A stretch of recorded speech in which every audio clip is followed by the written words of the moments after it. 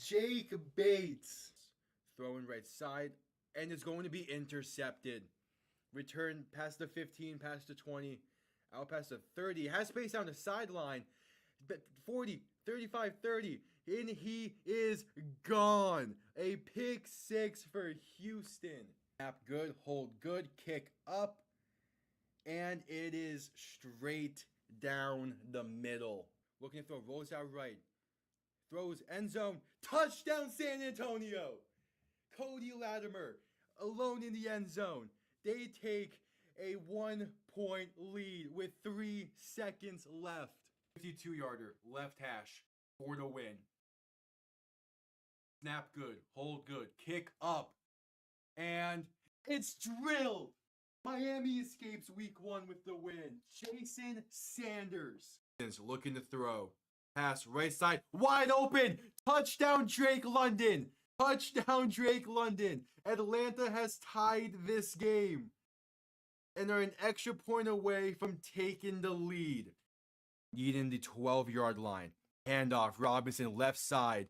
And going to be stuffed. A loss of 4, maybe 5 on the play. And with 50 seconds to go, the Chiefs have the ball.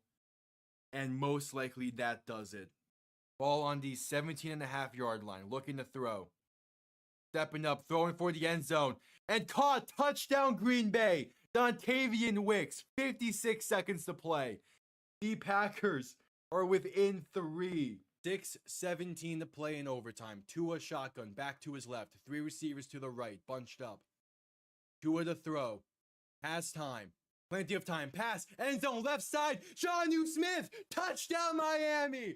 They're gonna win. Let's go, baby. Here, back behind him. 3 receiving options to the left. Gonna send Smith in motion. Toss left side for Saquon Barkley. Good blocking and room to run. Pass midfield, spinning his way.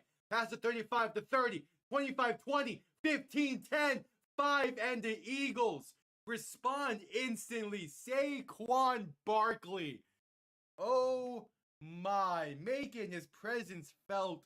1 play, 60 yards, 3rd and 9 from the 35. Mahomes looking to throw. Quick pass left side, caught by Piron. Has room to run. First down and more. Down to about the 17. And he stays in bounds. That will do it. The Kansas City Chiefs have escaped the Bills and have punched their ticket. Hello. Hello, hello. And welcome to Game of the Week. One of the better games this week for the UFL. And the final Friday night game for the UFL this season. It is St. Louis. It is DC from Audi Field. Should be a really, really, really good one. What's up, Flash? How are you doing tonight? How's everyone doing tonight? We'll say, despite what the official roster is showing, Max Duggan is not the starter tonight. He's going to be benched and rested for next week in the playoffs. Brandon Silvers is getting the start today for St. Louis. As is Mike DeLeo getting the start for DC. So it is a backups clash. I still feel fine about St. Louis in this game, despite it not really mattering as a whole. And I still feel confident saying this is going to be a really, really good game. Even with the backups primarily playing a quarterback and also a running back, I don't believe Jacob Sailors will be getting that much action tonight. So we shall see. Yes, both set of starters are sitting out in this one, which makes complete sense. The real game between these two teams is next week. So I understand it. I do kind of wish we saw maybe like a half or so of the starters, but oh well. That'll also be the case for Michigan. For tomorrow, they're not going to be playing any of their starters, both Edling and Perkins. It's going to be Rocky Lombardi getting the start tomorrow for Michigan. And then Birmingham is still playing Jamar Smith because they don't know who the starter is. Yep, Washington D.C. and Audi Field. It's gonna be an interesting one as well because of the weather. It has not been the cleanest of weather over there in D.C.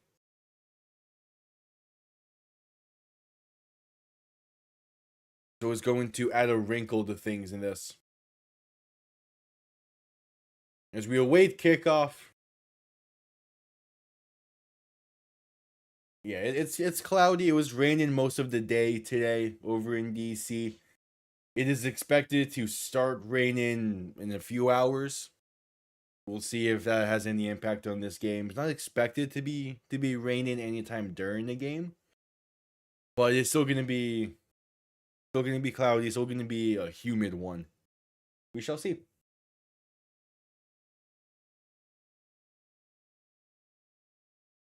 Cause yeah, we're just waiting for kickoff now at this point. Yeah, Brandon Silvers had a pretty solid week last week against San Antonio, and Mike DeLeo pretty solid week against against Houston last week. We shall see. I do wish this game had proper stakes to it and was for home field in the playoffs, but sadly it's not, and I hate it. Damn the UFL. That's the one bad thing that's been the case, I think, the past 2 years. Where it's just like the XFL conference has no choice but to go through St. Louis.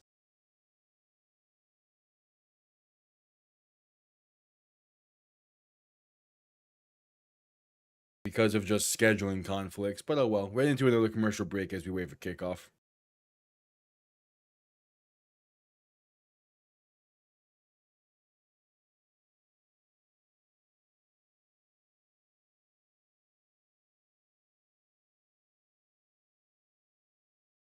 But we shall see. Oh, also, at halftime is when, similar to what we did last year. At halftime is when I will boot up the College Football 26 trailer and kind of just talk about some things I saw in it because I'm really excited for that game. Like really, really excited. I know, Bafash. I know me and you have talked a little bit about it, but not really like full details yet. Obviously, like, yeah, we'll get to that. We'll get to that at halftime. We're just waiting for kickoff in this one. Because Fox doesn't know how to handle commercials.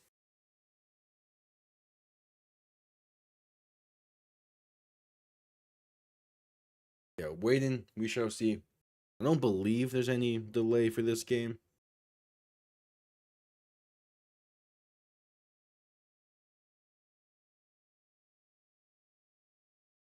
But we'll wait. We'll see.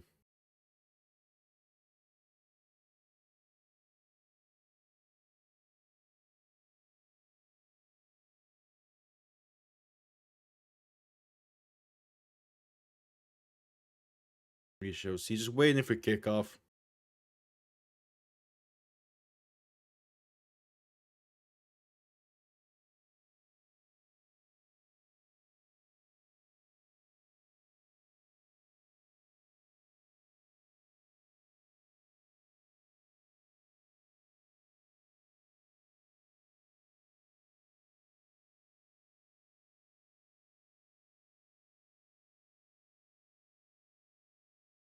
Yeah, this game really did have the potential of being one of the better rated Fox games and Fox Friday games.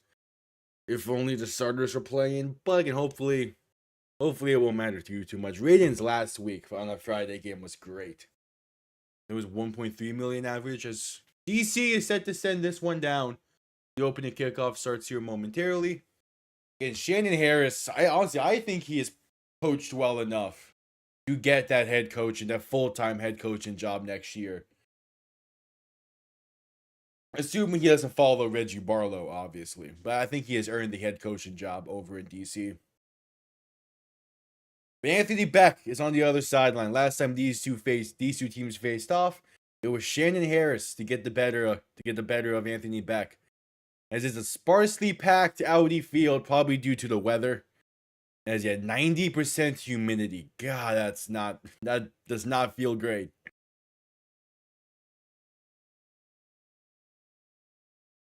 As DC sends this one down, we are off. Friday Night Lights. Going to be returned beginning from inside the 5 at the 4. There's some room there. Get up past the 25. Trying to cut his left side and it has some room. And just trying to find some magic here. Gets past the 30 to about the 34. A long time to return. Really not much besides just standard 35-ish yard line. So we'll start from there. As there's Brandon Silvers taking the field.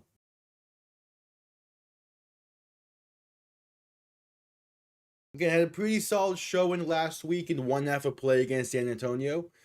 We'll see what he can do tonight against DC. Ball on the 36, actually. Silvers and shotgun back to his left. 3 receiving options to the right. Gonna look to throw on the first play. Has time. Pass deep. Left side. Has a man that's caught. Hakeem Butler inside the 30 and out of bounds to the 25. First play and Hakeem Butler getting some action. Missed most of the season due to injury. Since even coming back from injury, has been relatively quiet. Most of his catches are for touchdowns. But first play of the game, getting him involved. Love to see it. That's a beautiful throw. On the money. The ruling it ball on the 20s on the plus 26. Silvers and shotgun back to his right. Quick pass left side for Jacquard Pearson on a bubble screen. Will gain about 2. So not much going there.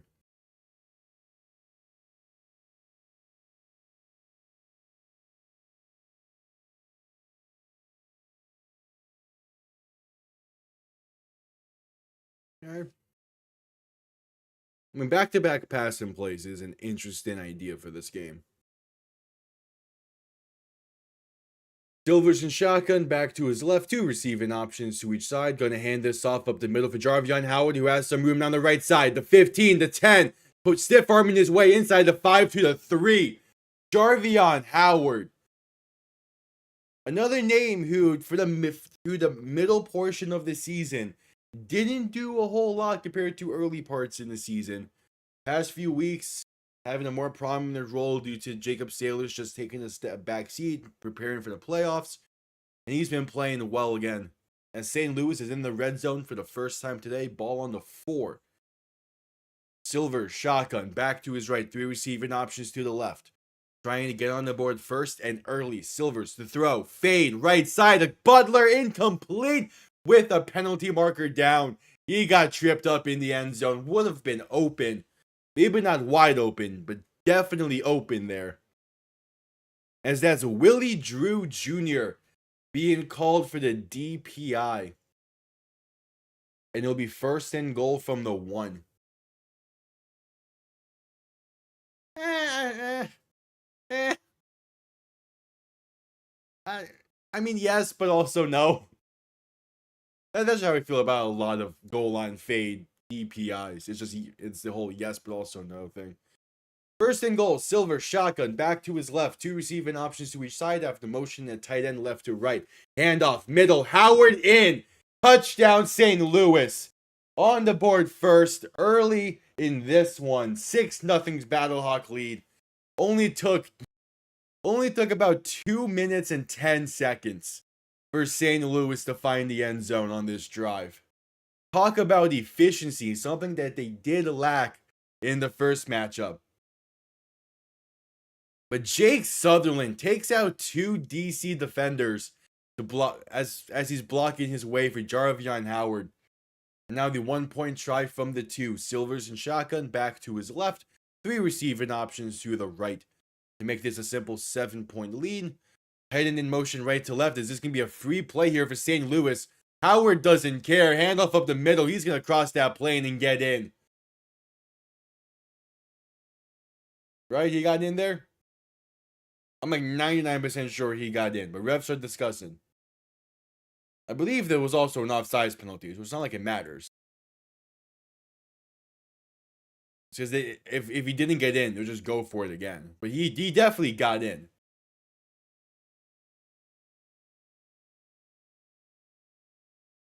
Yep, offsides on DC will be declined, which means Jarvion Howard got in. It's a 7-point St. Louis lead, 2:10 into the game.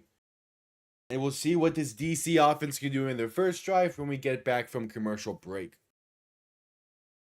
Talk about a great start for St. Louis. That's how you want to start a game like this.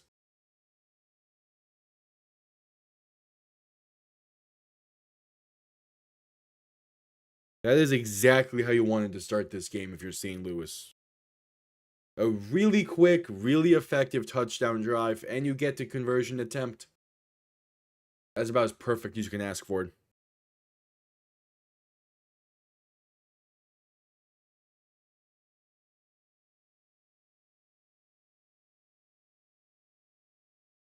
But we shall see.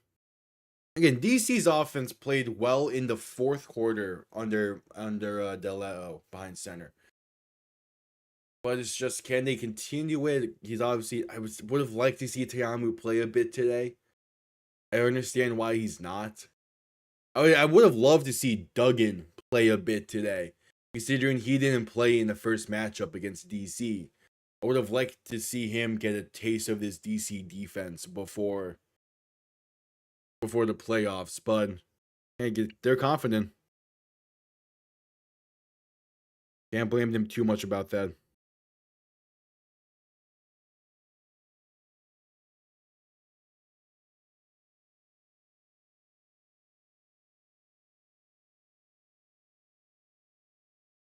We shall see.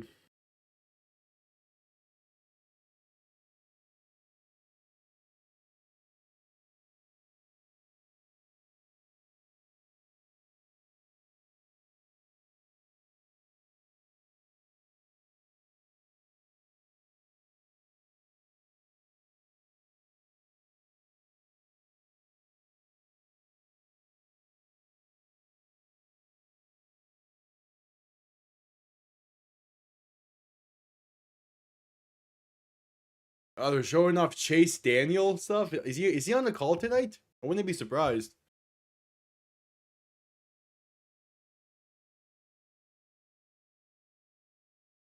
Yeah, Chase Daniel.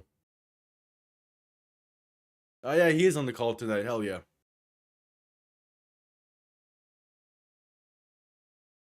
That's a Super Bowl champion right there. Wait, that is St. Louis's first touchdown on opening drive of the season. No shot. It took him 10 weeks anyway. Kickoff underway. Going to be returned beginning from inside the 10 at about the 8. There's some room for Jaden Mickens down that left side. Past the 35, past the 40. 45 and out of bounds near midfield. Might give him the 49 and a half-ish, but a great return for DC. That sets up this offense with some great field position. They're say out of bounds at the 49. I find that so hard to believe. But at the same time, it makes total sense for St. Louis. That's just one of those stats where it's like, how are they 7-2, yet don't score on the opening drive, on their opening drive? We Deleo and shotgun back to his right, 3 receivers to the right as well. Ball just shy of midfield. Gonna hand this off up the middle to Deion Jackson. Gonna get to midfield before being brought down. Might give him the plus 49 in the gain of 2. Yeah, they're gonna give him a gain of 2. So DC has entered plus territory for the first time today. Yeah, true. That's definitely true. It takes y'all a second to get you to takes y'all a second to get going. And yeah, you're also a very ground heavy team. And okay, I get it now. Still just weird, but it makes sense. In shotgun, back to his right, looking to throw. Deleo with some time. Gonna pass this over the middle in the check down for Jackson, who's going to get down for a gain of get a gain of about 4 up to the 45. I don't know why I was struggling to say that there, but oh well.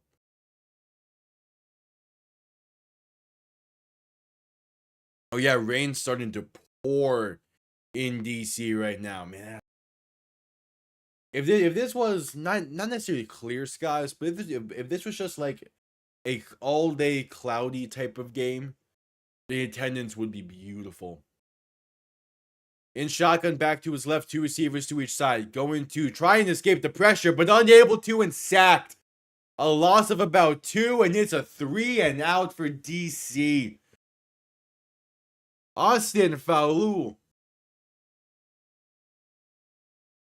Yeah, like, he's the first to get to the a great sack there, and a 3 and out forced. And now comes the punting unit to send this one down.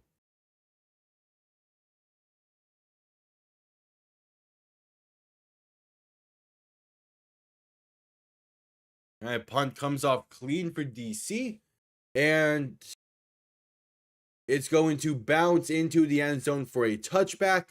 We'll begin this drive from the 20.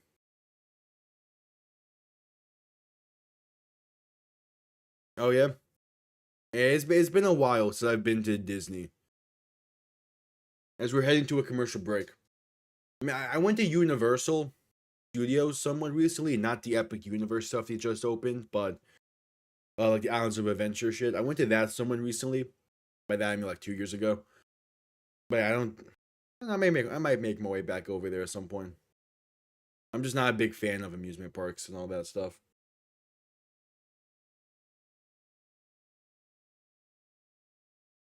But hope you had a good time.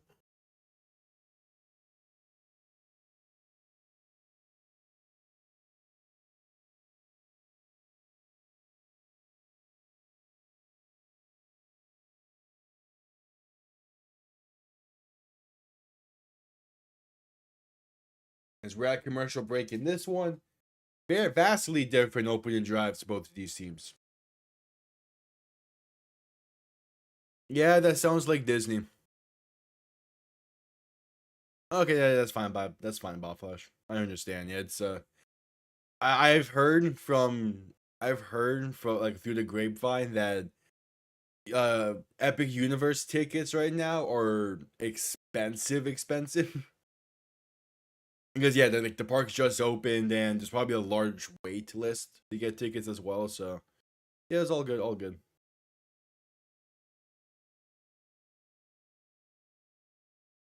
And, I was looking into trying to go to one of the Stanley Cup games, and those tickets are also just expensive, which I knew they were going to be, but still, like, might not happen this year, which sucks. But I wouldn't say we're sweeping. I will say though, Panthers in 6. Yeah, to hike them up. Yeah, I'm not surprised by that. It does seem fantastic. Everything I've seen out of Epic Universe does seem fantastic and seems like stuff I would be interested in seeing at least once. It was one of those things where you go once to get your first impressions, and then you kind of just hold on to those and never go again. You realize really how mid it is.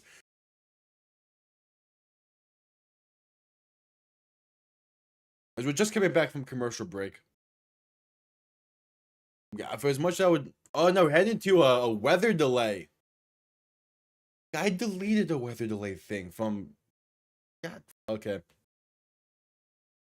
We're heading to a weather delay. Yeah, it is storming in DC. We went 8 weeks without a weather delay. And in the first. Okay. I'm also going to make this a permanent add on too.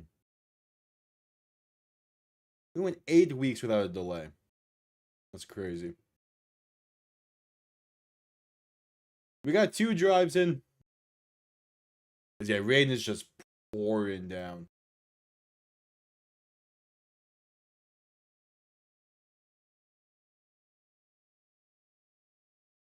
There we go.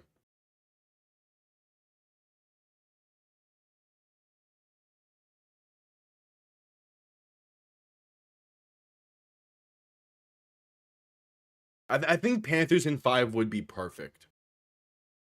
Because game 5 is the same night as the UFL Championship. And I would love to be live for that. As I don't think I'll be live for any of the other games. Sadly, I don't know, even though I would want to, I don't think I will.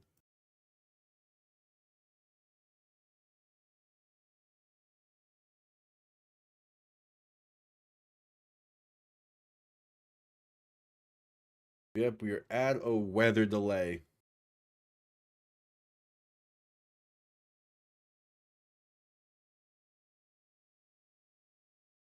"10:37 into the first. We have a weather delay. So in the meantime, no, it's gonna be Thunder in 5. I mean, no matter which team makes it at the East, it's gonna be Thunder in 5.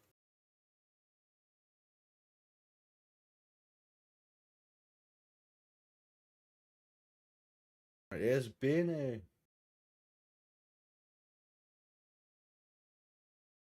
been a hot minute.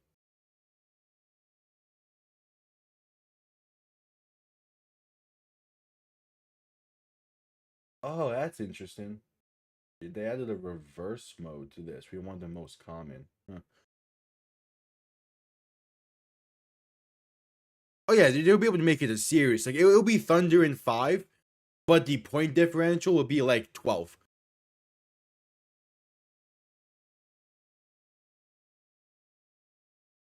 Oh, this is a college-based one? Fucking.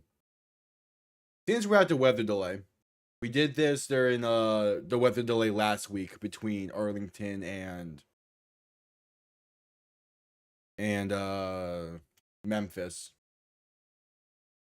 We're gonna do some gridiron grids. These are always fun to do, and it's been a hot minute since I've done any of these.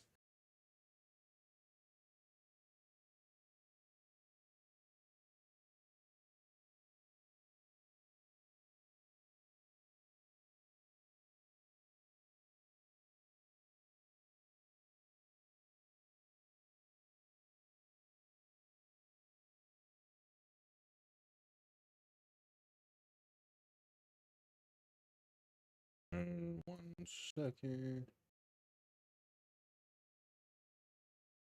There we go. Not the greatest of crops, but it will do. I would if the Knicks force 7, that would be hilarious. Oh yeah, they use doing stuff over there in baseball. That's nice to see. Anyway, you're about to witness how much I don't know a lot of college football. As much as I love the games and I do like watching college football on Saturdays, I am not good at remembering who played where. And the first grid is college based, so this is gonna go fantastic. I'm not really caring about. I don't know why it's been like it's been that it's been that way for what's that, like 3 weeks now. When the line art works for this, yeah, that was gonna be. I just think of other random USC players I might have heard the names of. I yeah, I don't. Yeah, no. Late into 2000s went to USC. Oh yeah, it's NFL players, but like they need to have also attended USC. Like Reggie Bush went to USC. I know that, but that's a popular answer. Like I know Carson Palmer went to USC. Duke Riley did go. Yeah, he did go to Notre Dame, which I think was a Dolphin legend right there. I think did he? Guess not. Unless you're talking about the 2000 one, I'm not sure if a Duke Riley that played in the 2000s. And the position doesn't matter for this grid specifically, which is the good thing, because we can go for like Ndamukong Suh. Who else? Who goes to Nebraska? I feel like that's the better question in the first place. I mean, I don't think he. Oh, he did. Hell yeah, Scott Frost. I'll be happy with silvers in this grid specifically. And just still at the weather delay. So I'm thinking. Here's the tough part. I typed in the Ndamukong Suh. Now all I can think of is Ezekiel Ansah. He did not go to Nebraska. He just played a lot with Suh in Detroit. So I'm thinking of Sue's Detroit teammates now, and I'm like, no, don't. Am I thinking of Ryan Kerrigan? He did not know.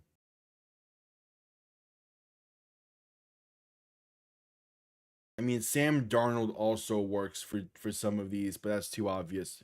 How many people again? How many people remember Ian Book?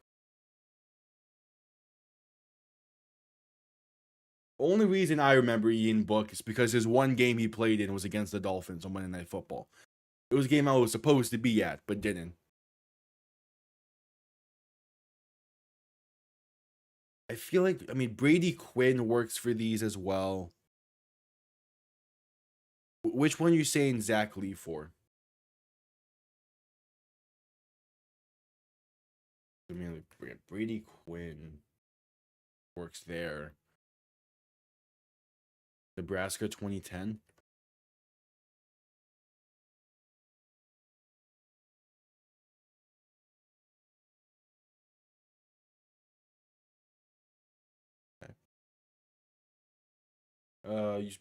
You sure you spelled Zach correctly? Or thinking of Sean Lee. That. Hmm. He's like Sam Darnold works. Didn't they have? Should be able to remember Miami guys a little bit better, but even then, this is exactly. I don't know. Like I know quarterbacks. Most of these guys, most of these schools' notable quarterbacks were not in the past 10 odd years. I mean, like Caleb Williams works, sure, but no. Drake London works, but too obvious. Jordan Addison, I mean, he's kind of obvious because he's the second receiver in Minnesota.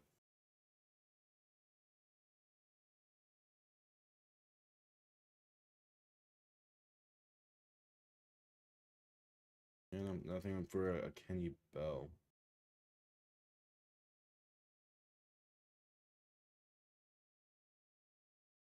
Uh, who? I'm even trying to think of. Yeah, another delay. At least we got 2 drives of action here. But yeah, it is like downpouring in DC right now. It has been most of the day. So this was kind of expected at some point. It sucks, but we get through it. I think of Nebraska quarterbacks from the 2010s. They like, Nebraska football in the 2010s, which I think Miami had a guy I'm forgetting. It's just they need to have played in the NFL during one of these decades and also attended that school. Yeah, technically the winner of this game gets the 1 seed, but the XFL's conference championship was going to be played in St. Louis next week, no matter what, because there's scheduling conflicts between DC United and thus Audi Field and the UFL. So it sucks in that regard. It's the same thing that's going on with the USFL conference. Ford Field is already booked and can't be rearranged there. So that can't be used for the playoffs.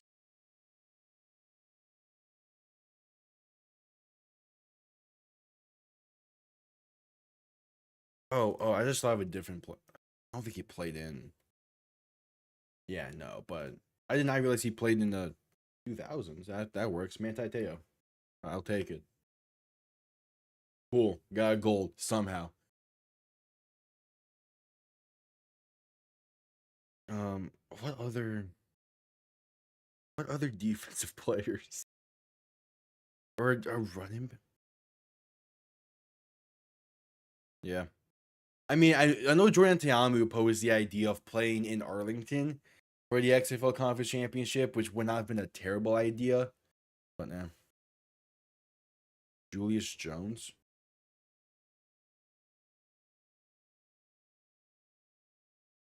Cool. Thank you. I'll take it. Again, for this one specifically, I'll take help for. Some of the other, I would specify which grids I would want to do on my own. It's just, I do not know enough college football, especially from like 10 plus years ago. Like during that weird gap where there was no college football game, I'm not going to know players during that era. So that's like the 2010s can be a little bit difficult. And even before that, like 2000. I know the legends, but that's about him. USC. I mean Carson. I don't know. I'm gonna put him there. Sam Darnold works, but I feel like it's too obvious. I know they had a different running back. Like I know they've had guys come through there. I also know. I'm not sure if he played. I just misspelled it. Or yeah, Brandon Rice. There we go. I know he went to USC. So somehow USC were getting golds on. Or, 2020 is when we should be getting golds on. Nebraska. Who has been a player? I mean, Will Campbell, I believe, went to Nebraska, but he playing.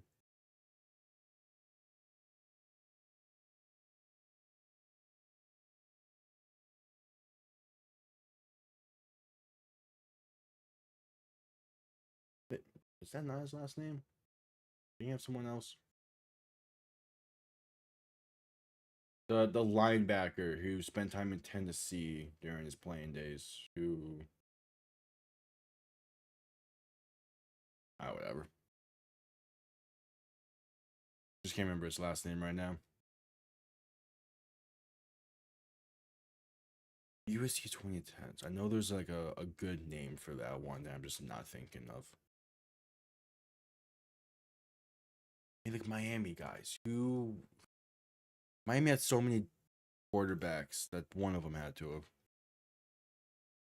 Tyron Smith, yeah, that's a solid one, I think. Offensive lineman can help, can be good. Oh hell yeah. Um, Nebraska 2010s, jeez. I mean, outside of think of Nebraska for 2020s, and then just put Sue in the 2010s. It won't be a grade one, but it'll be fine enough.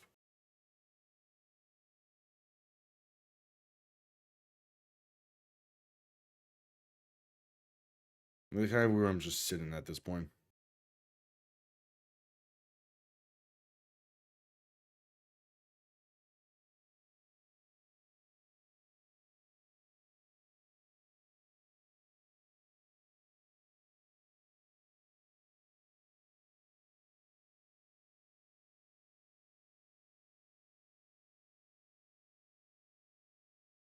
That's what his name was.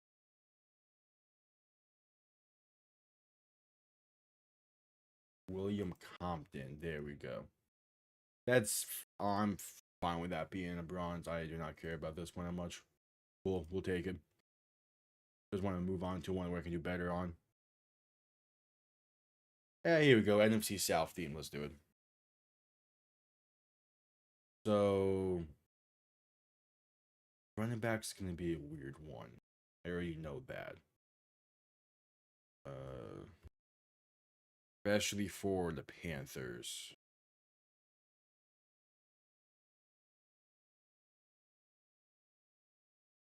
Early NFL predictions. There's not a whole lot to really go off of right now. That's why I'm kind of like I'm holding off on doing any kind of like predictions just yet. I am gonna do an off season review for the Dolphins soon. So I will say that. But I'm not sure when I'll actually get around to doing my division predictions. So it'll definitely be before preseason starts. Because we'll get all of them done with. I mean, if there's the obvious ones to say, which like the Bills is the AFC East is the Bills to lose, AFC West is the Chiefs to lose. It's the AFC South is the Texans to lose. Really, besides that, a lot of them I feel like are up in the air, unless even like the playoff teams are.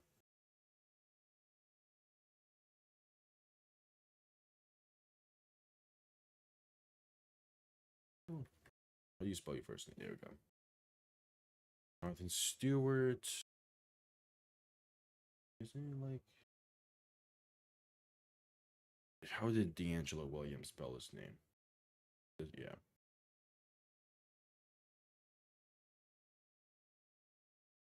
It's a World Series rematch. I don't fully care about that game in that series. I'm not a big fan of baseball, but it's a World Series rematch. Hello.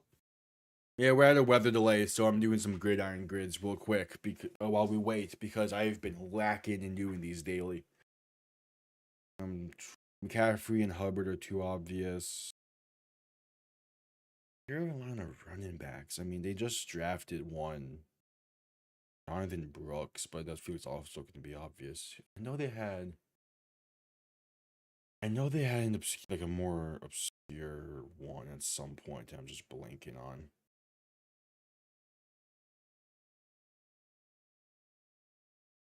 Move over to Atlanta real quick. Work done.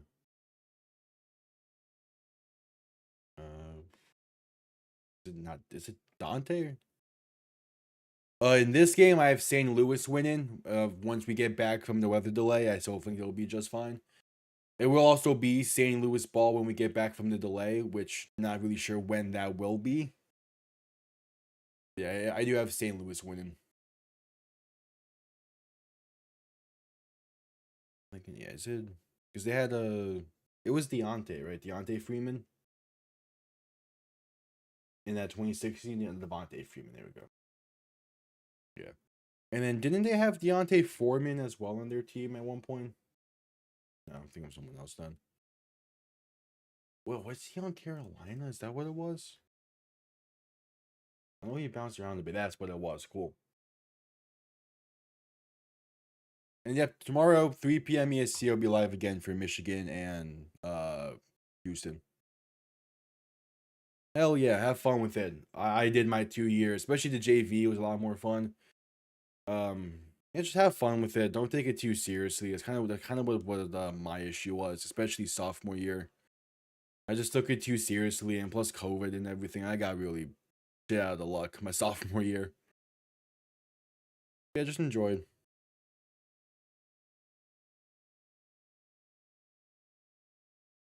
Oh yeah, same. Hell yeah. Uh, Honestly, most likely, again, you're probably gonna be playing JV since it's a freshman year. You probably get a good chance of playing both. As like naturally, sometimes if you play both, I would probably say tight end if you only play one. Me, because I'm an offensive guy. Over in Utah, hell yeah. I mean, I enjoyed my time playing high school football. It's just didn't work out. Wasn't really for me at the end. COVID played a massive role in me not wanting to continue with it. I will say that.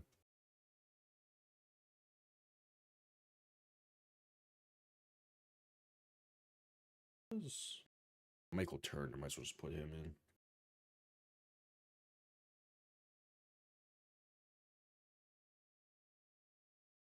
Tyler Algier. Are they going to count Cordell Patterson as a running back, or is he listed as a receiver?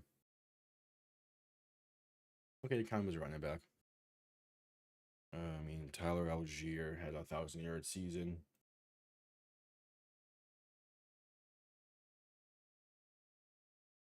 Oh hell yeah, nice. Yeah, I was a quarterback when I played. Again, it was fun. I enjoyed it, especially freshman year. But COVID ruined it so much. Not really being able to like stay in the locker rooms long or really train properly. It all just sucked. But I hope you two enjoy it a lot more. And just don't take it too seriously at this point.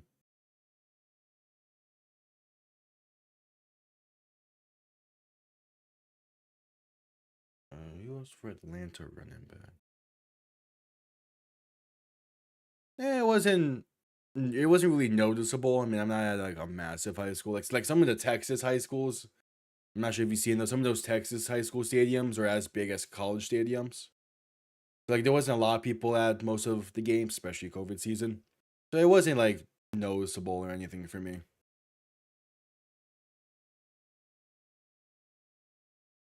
And also like I was used to like having people like watch and all that through the flag and different camps I did, so didn't really care too much. I'm sure like if I got to like a I don't know how to word this. Not like a proper status, but like if I stuck around with with the varsity long enough and those games, I'm sure would have been more noticeable. But for JV, it wasn't too bad.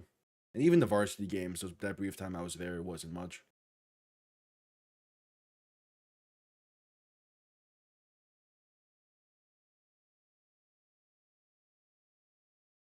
And I feel like Miami and Atlanta shared a running back that I'm just not thinking of right now.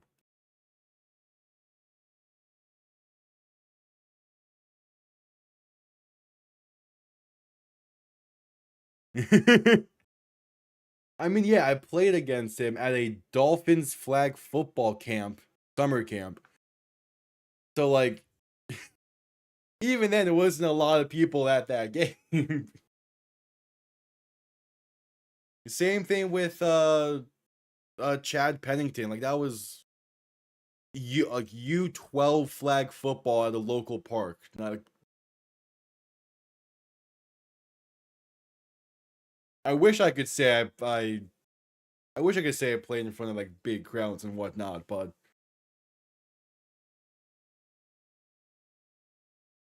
I mean, yeah, it still counts. It was really fun to play against him, and also to have Jason Taylor there was fun. But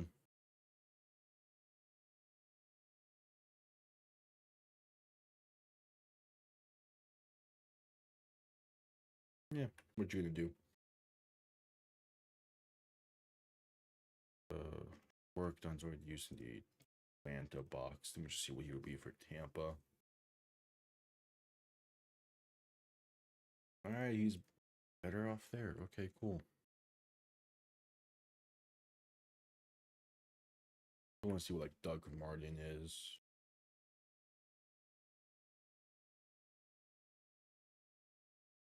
Yeah, exactly. Jared White. Fournette played here for like 2 years, I want to say. So probably gonna be obvious. Yeah, he won a Super Bowl there. Give him like above Bucky Irving. He had a good season. Jared White. Two ways. That's a goal somehow. Okay.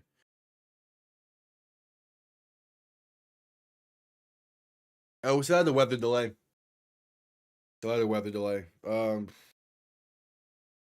Not sure when we'll get out of it. We shall see. Hopefully soon. I'll say that. But yeah, we're still at a weather delay.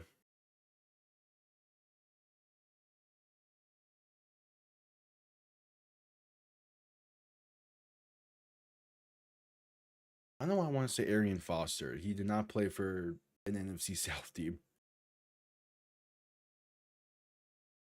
Tampa running backs. During their Super Bowl run, it was work done to Mike Allstad. After that, you have Doug Martin.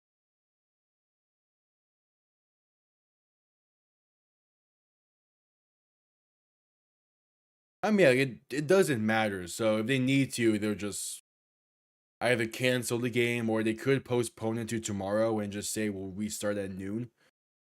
So then they could do that. I think I'm not sure what else Audi Field has scheduled.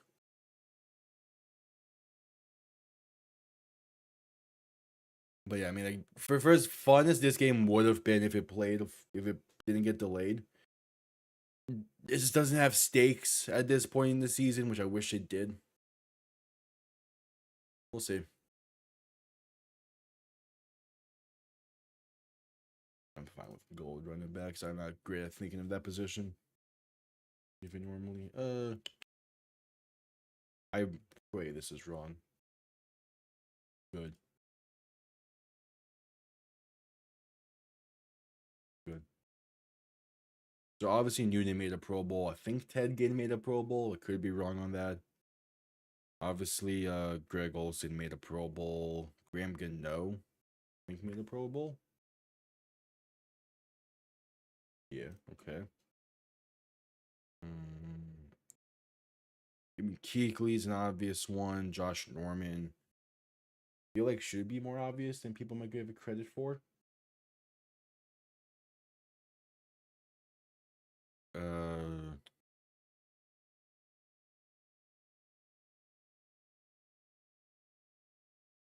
Yeah, I mean, I would love it to see St. Louis in the championship as well and to see what the dome would be. But DC is going to be a very tough out next week, so we'll see. I mean, even like next week's game against DC in the playoffs should be fantastic as well, in its own right. Yeah, DC winning and getting the 1 seed would be a technicality. I mean, all that would really change in it is the graphic and who's home and who's away, the technicality aspect.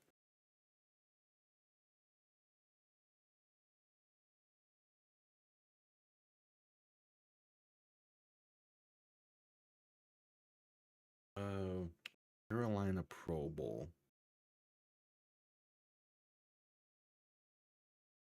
Did Kelvin Benjamin ever make a Pro Bowl? Okay. What receivers did yeah, what receivers in that Super Bowl year? Who was the receiving room for Carolina? It was Olsen at tight end, Ted Ginn, Kelvin Benjamin, I believe. Who else? None of them I don't think made a Pro Bowl, so it doesn't a mute point. Oh, Star Lutulue. Oh, come on, you never made a Pro Bowl? That's weird. Fine, Julius Peppers.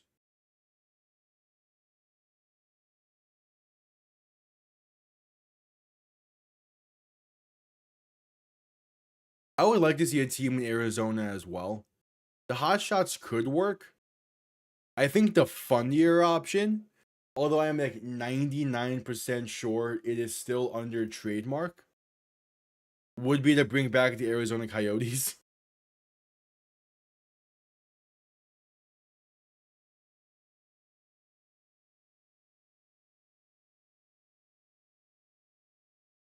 Yeah, it is still under trademark, but I wish it wasn't.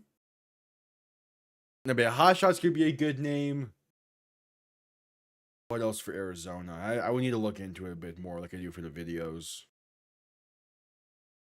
Hot Shots. The tough part is like the main things are already taken.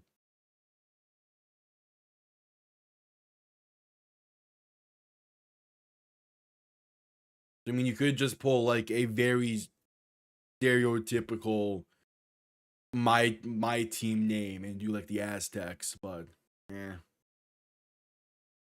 I'm not sure how good that would be.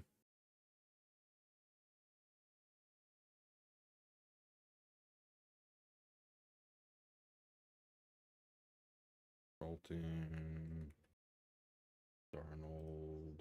Oh, there we go. Come on, you got MVP votes. I do get MVP votes, but not a Pro Bowl nod. Yeah, I saw that. That you're gonna relocate to most likely Houston and Memphis. I would be curious to see where they get quote unquote relocated to. I think that would be a good tell to see like where other things go. You see that the Kelseys kind of trolled a bit this past week about them getting the team and not specifying where until like 2 days ago. Who also was a Pro Bowler? Oh yeah, Chris Chandler led them to a Super Bowl.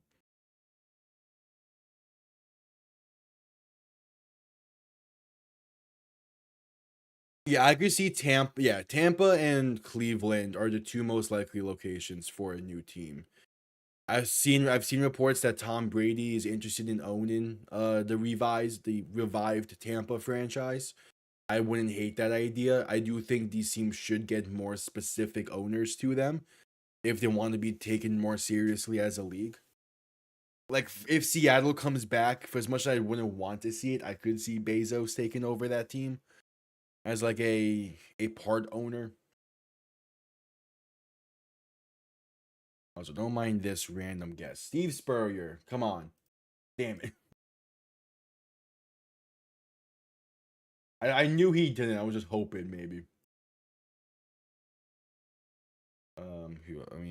Brad Johnson. We need to see some crazy quarterback guesses. Cool. Jason Campbell. I misspelled Jason. Don't worry about that. Cool. Josh Freeman.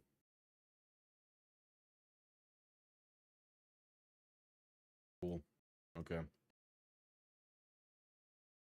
Need to get those out there just to see. Yeah, Seattle's gonna be brought back for sure. I'm not doubting that.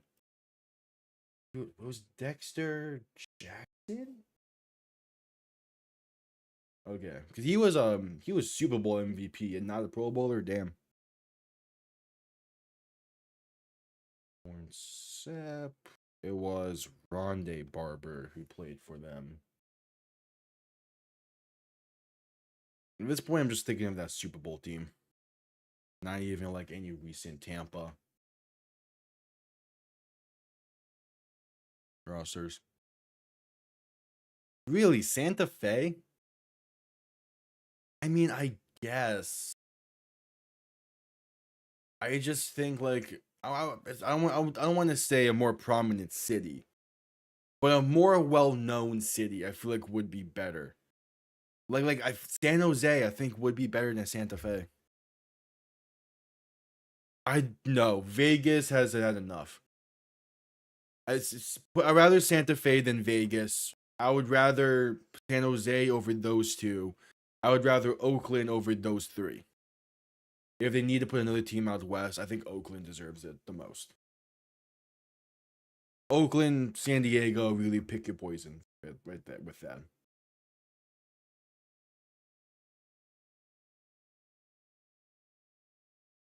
I just thought of a receiver. Hold on. Come on, Vincent Jackson. Rest in peace, by the way. What other receivers have they had? Probably should be thinking probably should be thinking defense a little bit here as well. Because they've had Aqib Talib. There we go. Little Rock? Maybe. It would be funny to put a team in Little Rock, but I think after Memphis and Houston not been going great, there's a low chance that Little Rock gets a team anytime soon.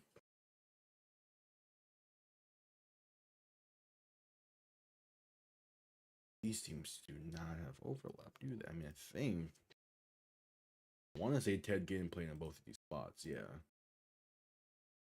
Although I don't really remember him in New Orleans. He did play there.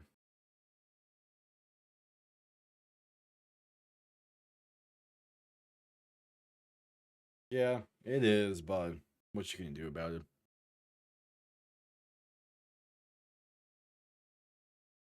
Twins and Carol. Jeez, that's. Man, that's such a weird. I mean, backup. I mean, Andy Dalton works, yeah. But that's an obvious one. Who says, you know what, New Orleans didn't work out for me. Let me go to Carolina. Like who says that in the offseason? Not Winston, not Taysom Hill, not Ian Book, not Trevor Simeon did say that, huh? I only picture him in Denver. I do not have. He might have been a practice squad then for New Orleans. I do kind of remember him in Carolina now. But yeah, no. There was someone else. I mean, not Chase Daniel. Like, who's a journeyman? Like Jeff Garcia didn't play in both of these spots. No, nor did Sean Hill. No, did Jim Harbaugh. No, did Steve DeBerg. Did he? There are so many players that I'm thinking of that work for Tampa and Atlanta. Played in both Tampa and Atlanta, not New Orleans and these other spots. You make this Tampa and Atlanta. Steve DeBerg is probably a diamond for that.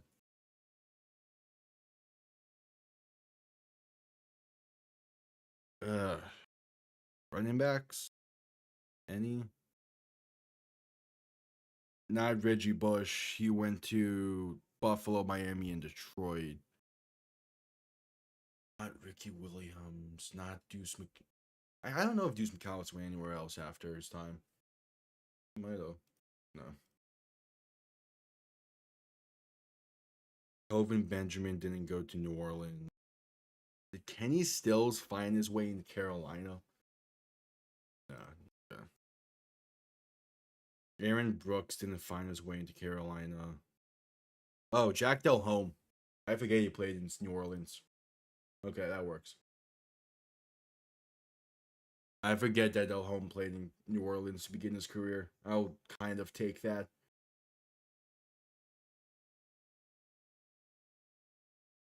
Uh, Winston's obvious.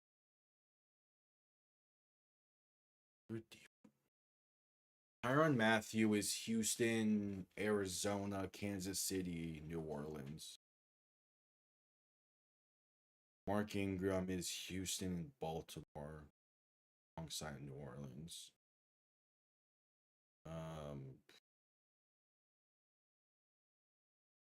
I mean, I don't think Deuce McAllister works for this. I don't think anything anywhere besides New Orleans. No quarterbacks would line up because Archie went to Houston after. Not Spurrier, not Doug Williams, not DeBerg, not Vinny Testaverde. He didn't go to New Orleans, so he bounced around. Not Josh Freeman. I don't think. Definitely not Jason Campbell. I know that. Winston's the only one that works there, but it's too obvious. Baker doesn't work. He didn't play in New Orleans. Although that is a team, I feel like he would have found his way to if he didn't go to Tampa first. I totally could have seen him going from LA to New Orleans to Tampa, but he got lucky. Rick. Did Blaine Gabbert play in New Orleans? I want to say no. Yeah, okay, yeah, I had to check. None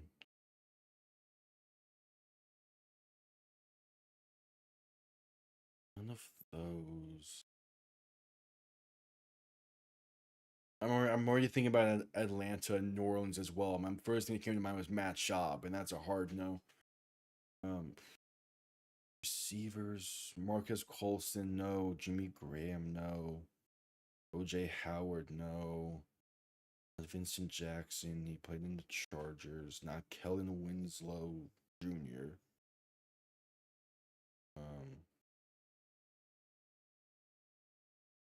Yeah, he said it because he would leave it to the younger guys. Man is just turning 30. Like, shut up.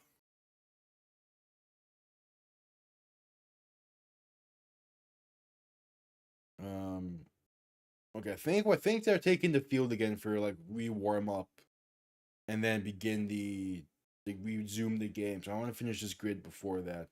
Special teams. Not Morstead, although he did bounce around a little bit. Who am I missing? I know I'm missing someone that's obvious. Same with the tough part about divisional rivalries is they don't change players often.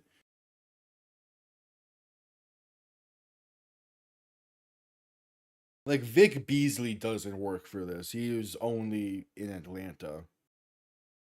Nor does Freeney, nor does AJ Hawk, nor does who's a corner.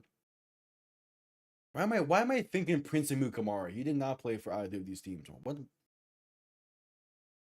Not him, not Rogers Camardi, not Talib. I'm just blinking on Atlanta players in general. What the?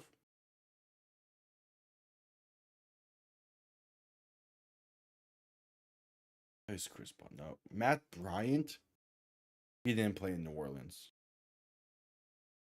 Who has been in New Orleans as kicker? It probably doesn't matter in the first place. Yeah, it seems like players are retaking the field, probably need to do like warm ups and whatnot. Because we still had a weather delay for the time being.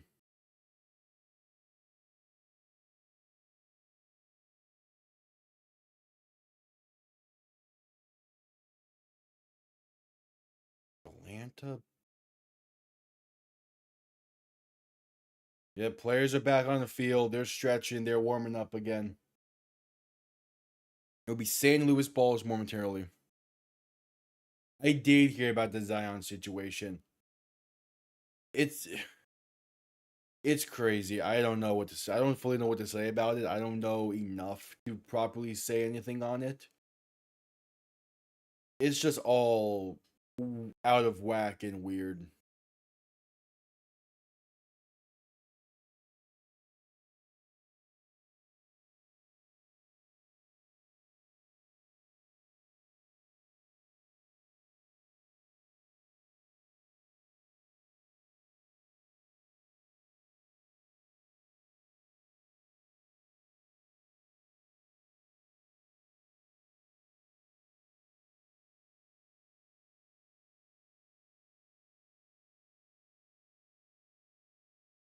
Yeah, I also saw that stuff about the Annabelle doll being moved and now being missing. I don't know what to expect now out of the Saints next season because yeah, just who knows. I hate that I'm blanking on this one. On these, I shouldn't be. It's a different one.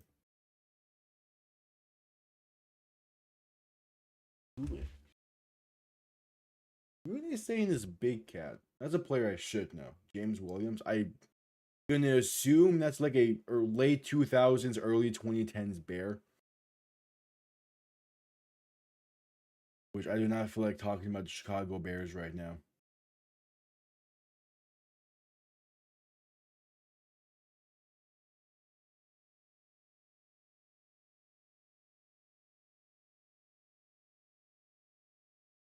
Yeah, they are. Okay, this is one I could do real quick.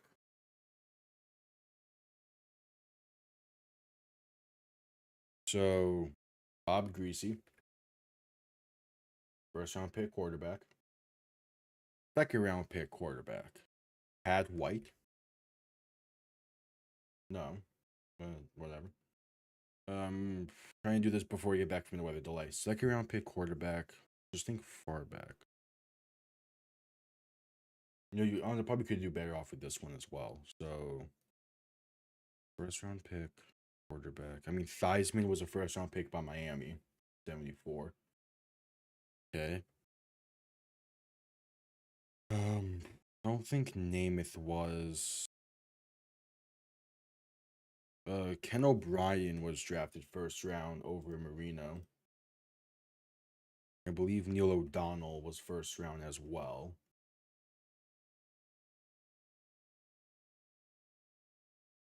No, I guess not. Oh, you know who was? I'm just not thinking old enough anymore, but JP Lossman.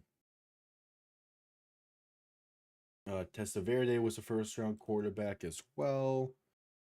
Not young. Yeah, not young, not Montana.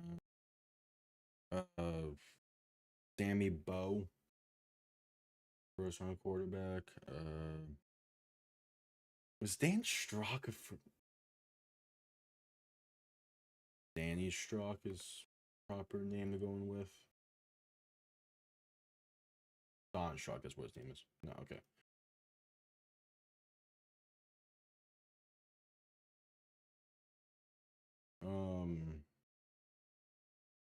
Before was Y.A. Tittle a first round quarterback? He was cool. Uh,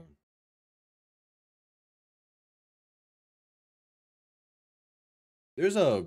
Oh, I'm surprised about that.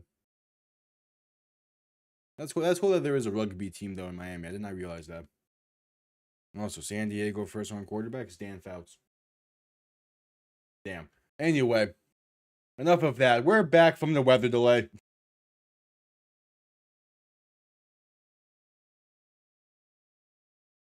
We are back from the weather delay. Major League Rugby. I'm definitely gonna have to check that out. I am kind of a fan of. I'm a really, really casual fan of rugby. Silvers and shotgun back to his left. Gonna hand this off to Jarvion Howard right side. Gonna go nowhere. Maybe even a loss of 1 on the play. And we are officially back.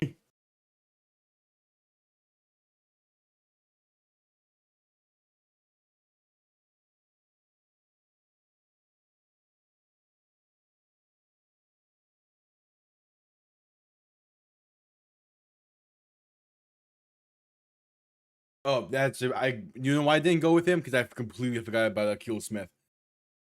Silvers and shotgun back to his left. Gonna hand this off up the middle, and that goes nowhere. And even a loss of about 3 on the play this time. And DC's defense has come alive thanks to the weather delay. I can go with him real quick. I still have it pulled up on the side here.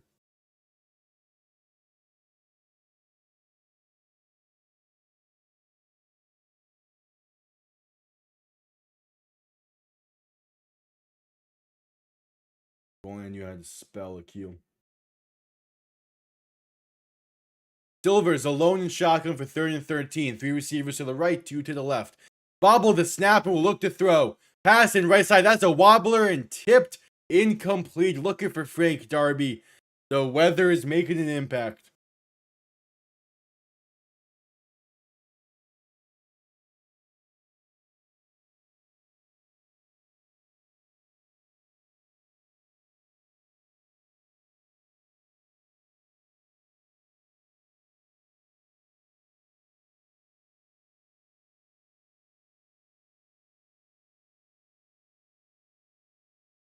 So 4th and 13. St. Louis will send this one down after the 3 and out. Also, Achilles Smith was still greater than Bob Greasy. Punt comes off clean. Going to bounce and be down in like the 44. There's a lot of massive puddles on the ground on the field right now.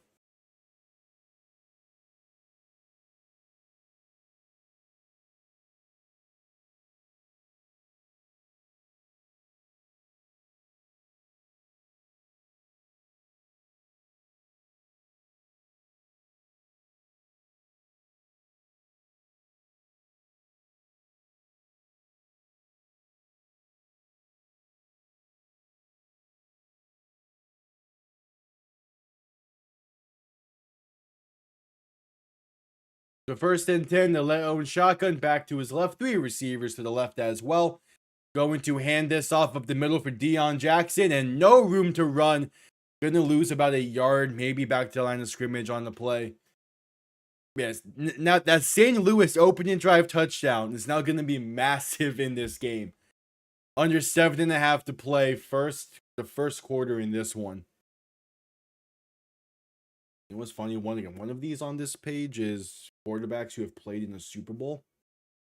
Yeah, let me just name all of them real quick. I know damn near all of them. DeLeo and shotgun back to his left. 3 receivers to the left as well for 2nd and 9. Gonna keep it himself. Now pass left side. Caught by Roland, who has some room. Can get out of bounds, but not before gaining about 4. Up to the 49-yard line, just shy of midfield.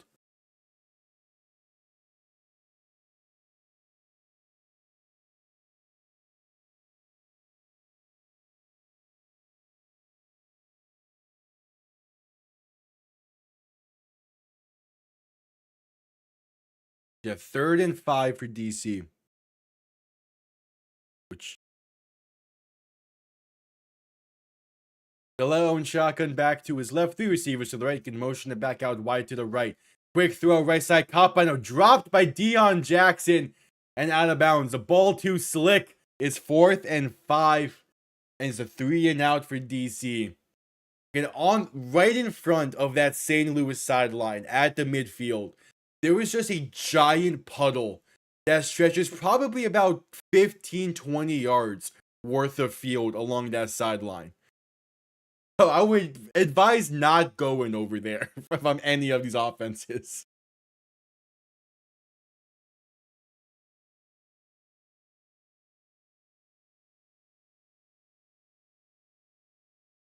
All right, punt comes off clean, going to bounce, and did Pearson touch that? Either way, he's picked up by St. Louis at about the 5. Players are slipping everywhere. This is going to be such a mess of a game now. It'll be St. Louis ball like the 4, and yeah, Pearson did touch that. So lucky him that his teammate fell on that. That was Makai Abram who saved the muffed punt. And this game might very well be decided by fumbles and muffed punts as we're heading to a commercial break with 5:25 to play. So we're going to bring this back up for the commercial because why not? All right, so Super Bowl 1 was Packers Chiefs. I gotta get Len Dawson on here. So there's Bart Starr. Have him. Len Dawson have him. Super Bowl 2 was Packers Vikings. That's Bart Starr. That's Fran Tarkenton. Super Bowl 3, Joe Namath was against Earl Morrell. I have that. Super Bowl 4. What was Super Bowl 4 again? That was Chiefs, Vikings, Len Dawson, Fran Tarkenton. 5 was Colts and I think Cowboys. Either way, I need to get Starr back on here. Because Super Bowl 6 was against the Dolphins and Bob Greasy was already used. So was Earl Morrell. So that's Miami's 2 quarterbacks from that era. You get Terry Bradshaw for the Steelers. You also, that's it for the Steelers, I believe. So there's those. I got Plunkett. I got Stabler. I don't think there's any other Raider quarterbacks. I need to get Theismann. I need to get Doug Williams. I need to get Phil Simms on here. Got Dan Fouts, right? Yeah. No. Dan Fouts did not. Who led the Chargers to the Super Bowl then? By the way, Jim McMahon's on here. For the Bears, you're going to have Steve Grogan. For the Patriots, you're going to have Bledsoe.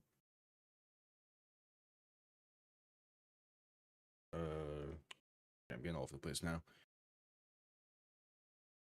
So, there's Chiefs, Packers, Vikings, Colts, Jets, Chiefs, Vikings, Colts, Cowboys, Cowboys, Dolphins, Dolphins, Washington. That was not I think that was Theismann. We're coming back from commercial break, so we're putting this away for now. So ball on their own 4-yard line. Silver's in shotgun, back to his right. 3 receiving options to the right as well. Silver's going to hand this off up the middle, and that's Kevon Latulis with some room to run. A gain of 8 for St. Louis.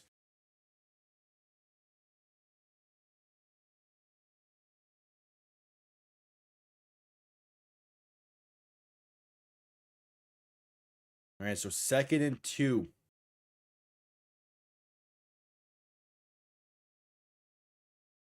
Silver, shotgun, back to his left. 2 receiving options to each side after motion the tight end over. Gonna hand this off up the middle. That's Latulis once again. And once again, a very solid carry of about 6, maybe 7. And a first down for St. Louis, but there is a penalty on the field.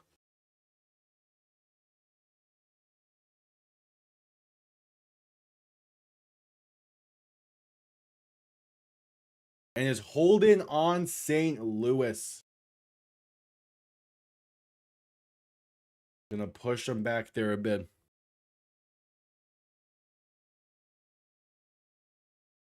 I was actually showed this again. It's fine because I'm adding some players to this.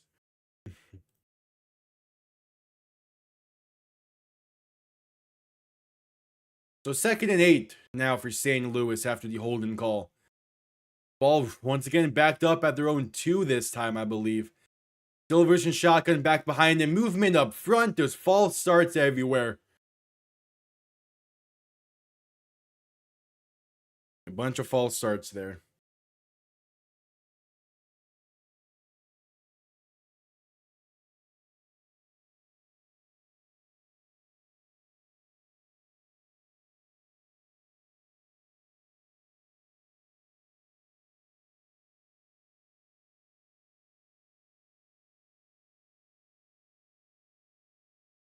I mean, you technically could. Second and 13, gonna hand this off up the middle for Latulis. And Pyle's gonna get pushed. Maybe got those 5 right back. Maybe. It's a 3rd and long either way.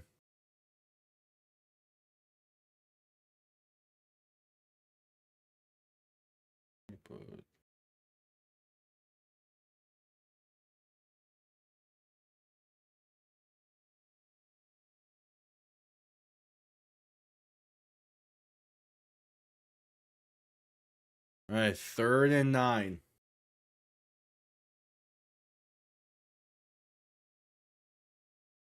Silver, shotgun, back to his right, looking to throw once again.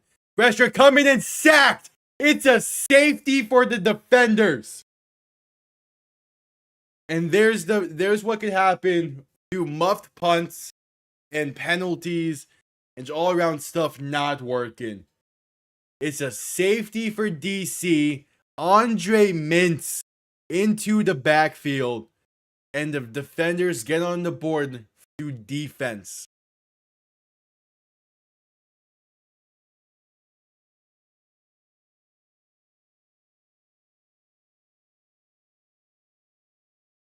Man, oh man.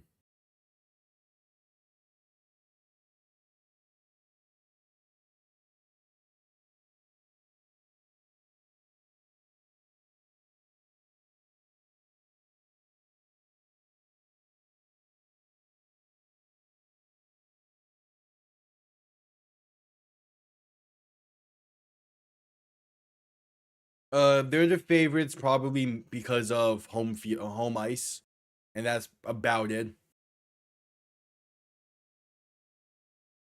Because I mean, these two teams are relatively similar, so it comes down to home ice. Oh, that was the first safety in UFL history. Damn, good on DC. I mean, this series is going to Oilers Panthers is going to heavily come down to goaltending and the battle between Stuart Skinner and Bobrovsky, which in theory Bob should win, but we will see. Kickoff underway, going to be returned beginning from about the 6-yard line, working his way past the 20, breaks 1 tackle and brought down near the 25. A great hit there as a ref is slipping on the sideline. That was a great hit by, I believe, Carson Wells. No, he was 25 on this St. Louis team. Oh, it's Kevon Latulis laying the hit there. Good on him. Oh, no, was that Jarvion Howard? Yeah, it was Jarvion Howard actually in the hit. Man, I cannot see jersey numbers right now. So like when a running back gets involved in shit like that. Good to see. Hey, I mean, they made it this far. You never know. DeLeo and shotgun back to his right. 3 receivers to the right as well. Going to hand this off. Keeping himself up the middle. And that's a gain of about 3. So now I'm kind of in a weird spot where I'm still trying to think of these Super Bowl quarterbacks. And I haven't even gotten to like the 2020s yet. I haven't even spent time thinking about the 90s or 80s yet fully. Like, but Marino. DeLeo and shotgun back to his right, 3 receivers to the left, and the motion to back out wide to the left. Now going to keep it himself on a delayed QB draw, and that's another gain of about 3-ish for DC. Because they went to Dairy Queen before game 2, and it worked. So they're gonna go until it doesn't. And they went before game 5 as well. So yeah, Dairy Queen. I probably will now end up getting Dairy Queen before game 1. I'll get Marshan's order of. Well, he got the chocolate chip blizzard, I believe, or no, cookie dough blizzard. That's what it was. Hello to throw on 3rd and 5. Nope, gonna keep it himself up the middle. Has room. That's a first down carry, and then some past the 35 to about the 36, I believe. And if they're just gonna go QB draw the rest of this game, at some point St. Louis is gonna need to sack this box and force them to throw in these conditions.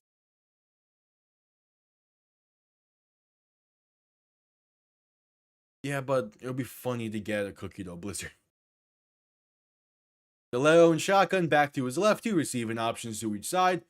Going to play action and look to throw. DeLeo with time, launching one deep right side, going for it, and incomplete through the hands of Seth Williams. That ball was placed perfectly, but the weather means the ball is slick and he couldn't hang on. It bounces off his hands. That's one he needs to catch. I mean, put on gloves, man. Help yourself a little bit here. I mean, I know gloves can get slick with the weather, but come on. As now a DC staff member slips after that.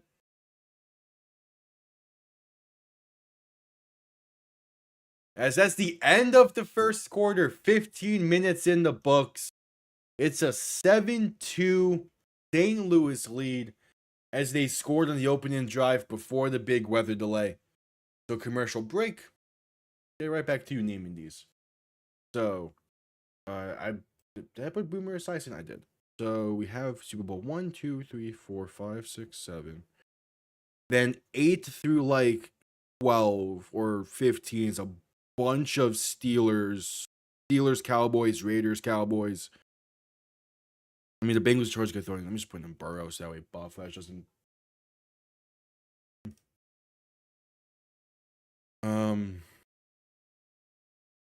80s, you get the bird when you get the 49ers getting involved and put them in there.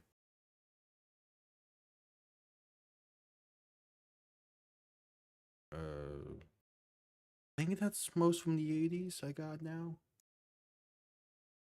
2000s, I got Cannon, Brad Johnson, Trent Dilfer, and Kerry Collins.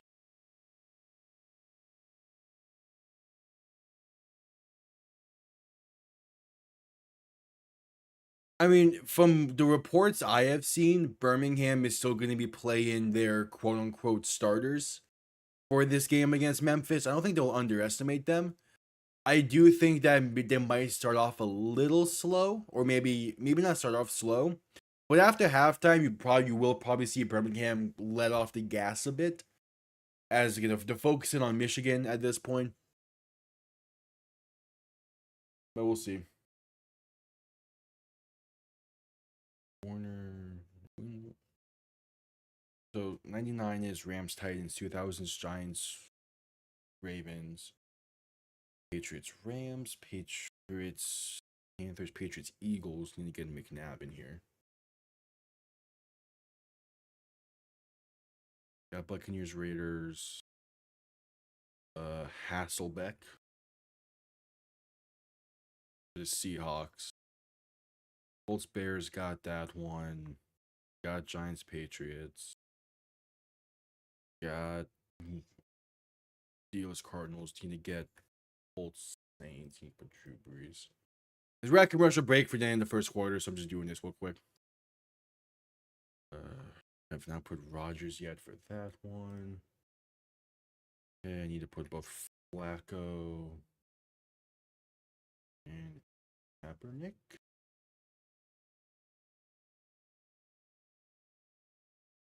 Cam Newton goes there. So does Russell Wilson. 16 got Matt Ryan, got Nick Foles, got Jared Goff. Now we get to the ones I've missed. Mahomes. Now we get to the 2020s basically for this.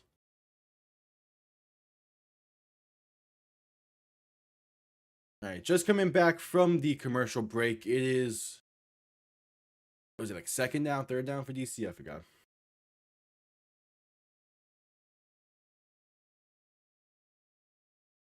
Yeah, 2nd and 10.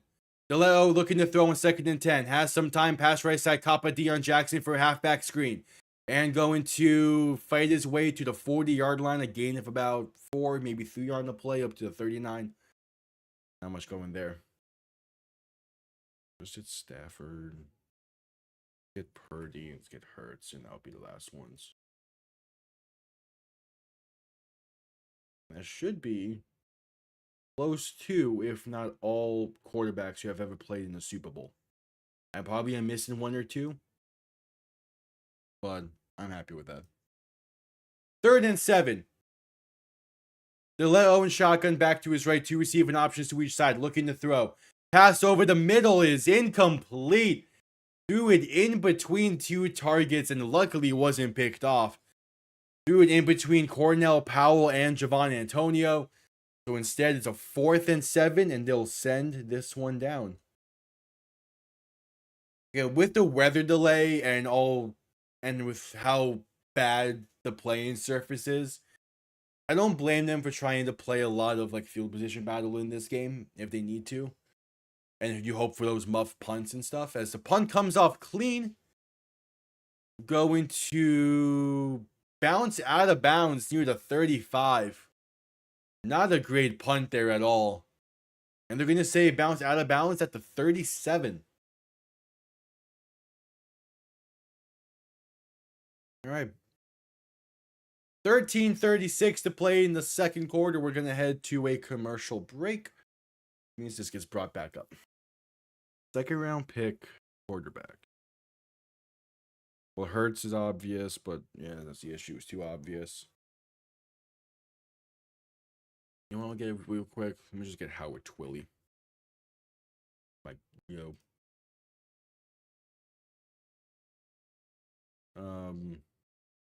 anyone else I can think of for Miami? I mean, you have Warfield, but that's going to be too obvious because he's like a really solid player. Warfield, Twilly, Bladen Duper, obvious. Yeah, just do Twilly.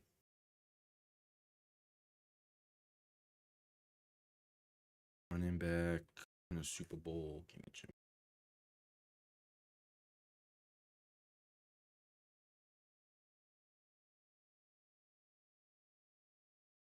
Okay, was Tony Nathan on that Super Bowl team? And he was cool. So like commercial break.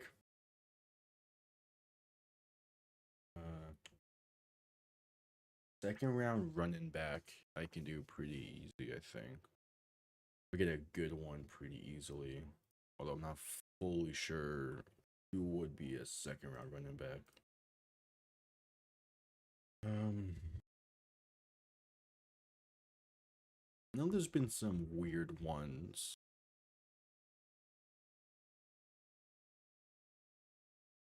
Like typically running backs don't go in the second round.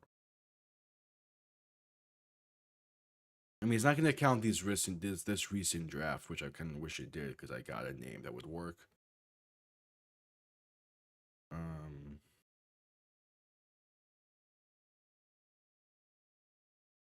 Most of the guys I can think about right now are not second round back, so I'll come back to that. We're heading back to just coming back from commercial break.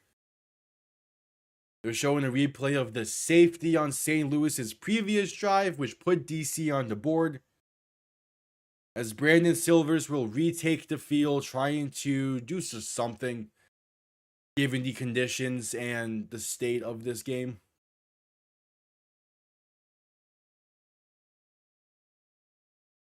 Silvers and shotgun back behind him. 3 receiving options to the right. 1st and 10, and the low snap that gets away. And going to be picked up by Javon Antonio. And he slides all the way down to the 20. That ball was placed directly onto a giant puddle. The center was set up for failure there. And Silvers even slips trying to recover from that low snap. Jeez, man. This game is going to be great. Now 2nd and 20. Silvers in shotgun, back to his left. 3 receiving options to the right. Going to hand this off up the middle, and there's some room for Howard. Gonna get those 10 yards right back, maybe 9 on the play.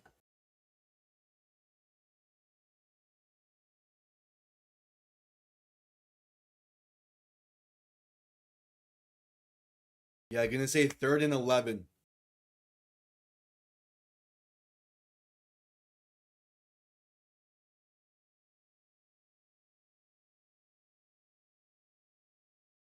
Silvers in shotgun, back to his right. 2 receiving options to each side. High snap.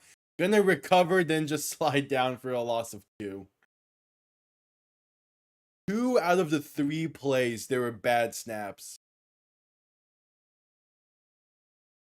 I mean, what do you do here? If you're St. Louis, you just switch centers? You don't have another center on the roster.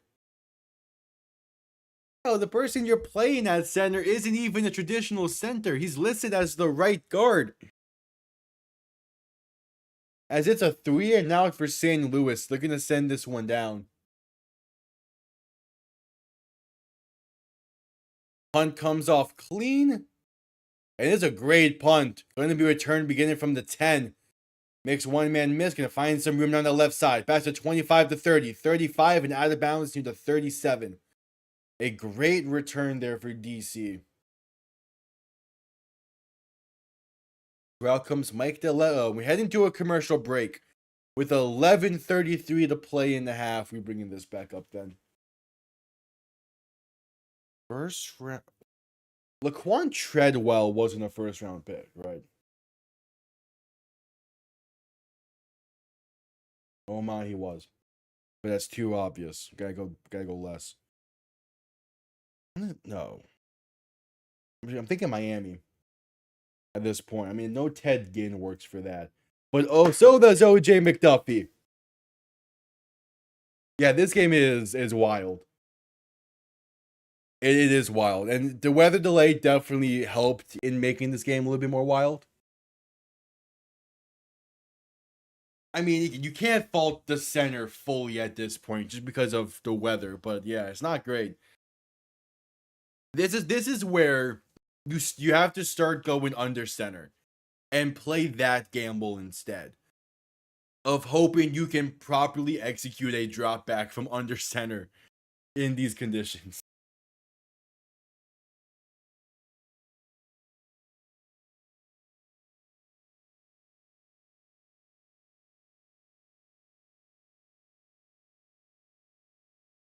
Zongo.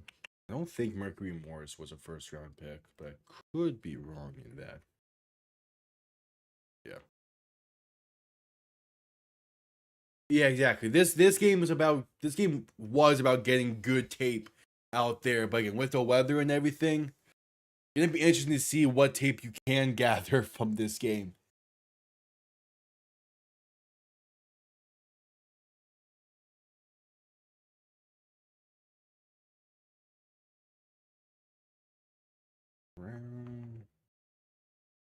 Tony Dorsett. Okay. Herschel Walker wasn't a first round pick. And the Vikings traded what for? Hold on. I need to look this up now. I need to look up what pick Herschel Walker was and how good he was by the time of that trade. How much of an overperformance did he have?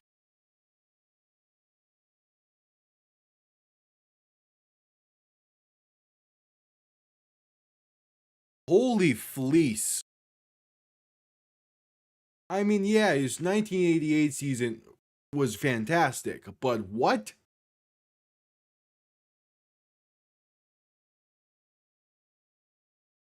Back from commercial break, DeLeo and shotgun back to his right. 3 receiving options to the right as well. Gonna motion one of them right to left, back to right.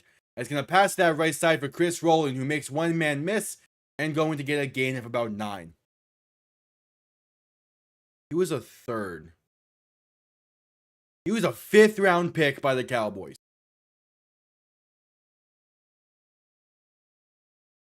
And he had 2 solid seasons to begin his career, a fantastic 1988, and then just some very solid seasons afterwards. I'm sorry, what did the Vikings trade again? The little play action, looking to throw in 2nd and 1. Pressure coming, trying to avoid it, but unable to, and sacked back near the 36-yard line. It is Chris Garrett into the backfield, and a 3rd and long coming up. Yeah, Roland should not be in, but they don't have any other receivers. So I was really questioning making a video on this Herschel Walker trade. That happened. I am gonna have to now, because this is even worse than I thought. We have a DC player down after that play. It's a third on that play. It's a 3rd and 8.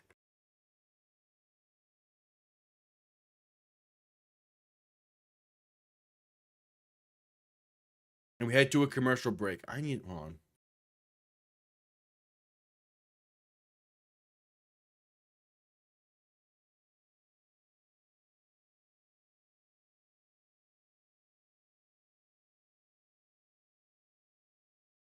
I'm sorry. The Vikings traded what the pick that became. I didn't do a video on this trade. I'm just now realizing how lopsided this trade was. I always knew it was one of those like more lopsided trades. I'm sorry. Fucking who did the Cowboys get in return? Minnesota.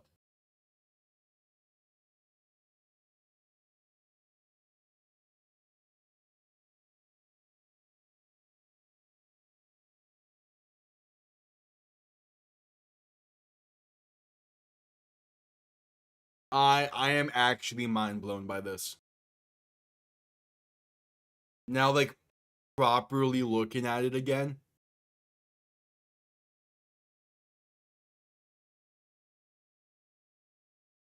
I don't even know.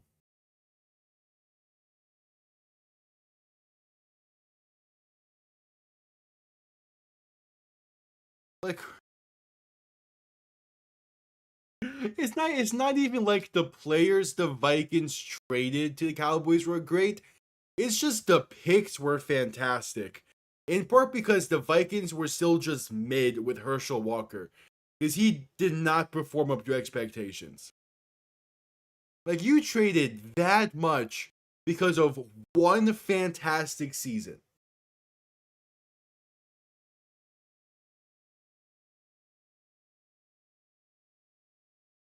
It was just coming back from the injury timeout commercial break. There's Mason Brooks, who was down for DC. He's being helped off the field, or he was being helped off the field. There's a 3rd and 8 for the defenders. DeLeo and shotgun back to his left. 3 receiving options to the left as well, looking to throw. Has time. Pass over the middle is incomplete. Javon Antonio couldn't hang on. As again, the ball being slick. Plus, he heard the footsteps. It's a 3 and out for DC.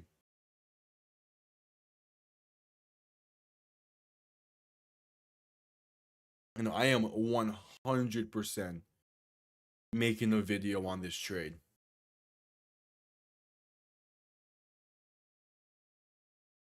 The punt comes off clean. Going to be returned beginning from about the 18 for Blake Jackson. Spins, makes one man miss, has some room, gets up to about the 27.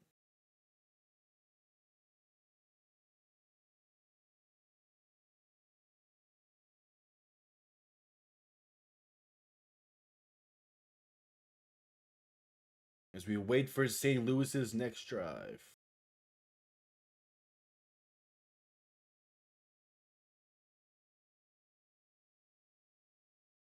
I mean, I thought that Ricky Williams trade was terrible.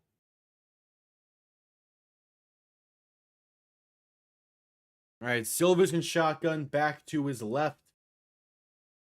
3 receiving options to the right, ball on about the 28-yard line with 9:15 to play in the half.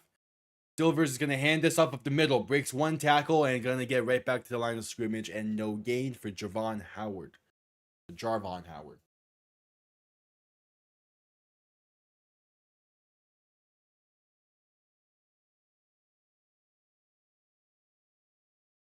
probably classifying Theismann.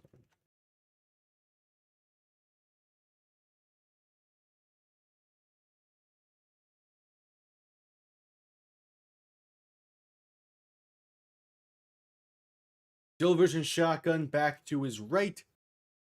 2 receiving options to each side. A 2nd and 9 for St. Louis. Gonna drop back and look to throw.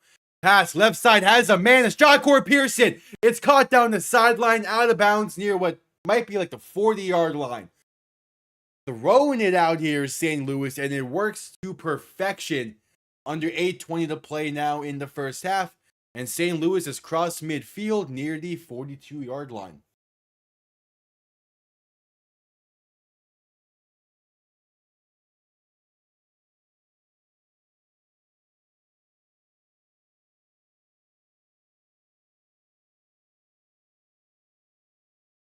So a 1st and 10.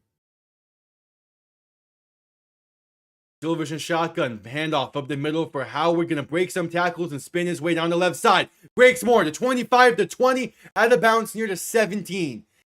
St. Louis. The weather's not phasing them right now.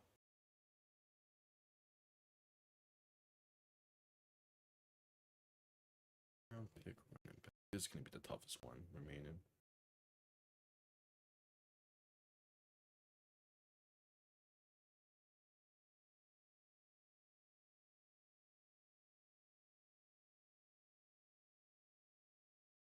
So 1st and 10 from the 18. Silvers, shotgun, back to his left. 3 receiving options to the right. Gonna hand this off up the middle for Howard, who's going to get stuffed at the line. Maybe loses a yard, maybe gets back to the line. Nonetheless, it's 2nd down with under 7 minutes to play.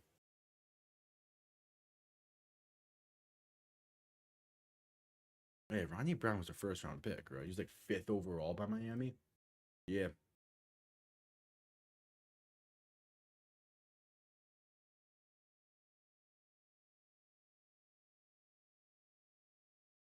So Silvers and shotgun back behind him. 3 receiving options to the left. 2nd and 10. Silvers handoff up the middle for Latulis. Trying to fight his way, gets to the 15 before being brought down. 6:20 to play in the half.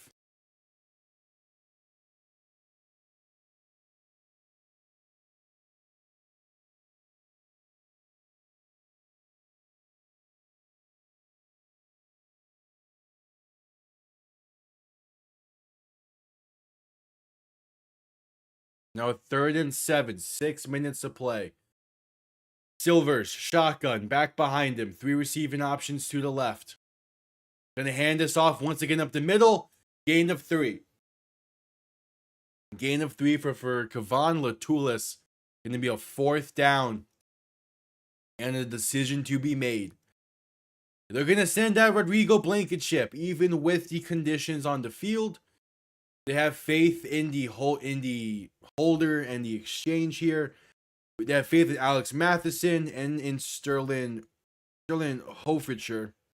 Be able to get a clean exchange, put the ball down, and give them an 8-point lead. 30 yards out from the right hash. And we now have a stoppage before the snap. Going to be DC calling their first timeout.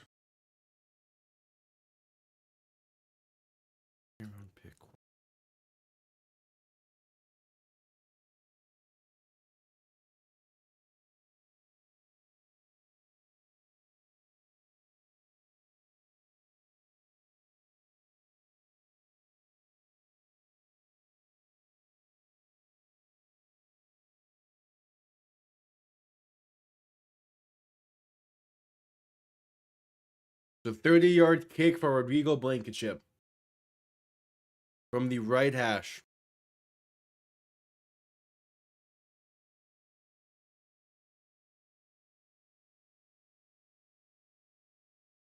Snap good, hold good, kick up, right down the middle.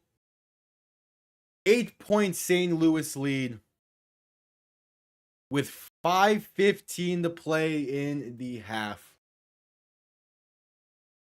2nd round pick quarterback. I know Miami has had 2nd round pick quarterbacks before on their roster. Who was it? It wasn't had White, which I thought was a second round pick. I guess he was a third pick, because no way he was a first. That's that season. Yeah.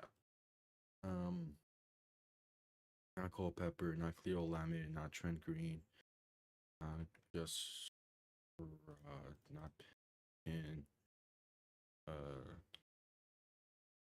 was Ryan Finley a first round pick for Cincy? No.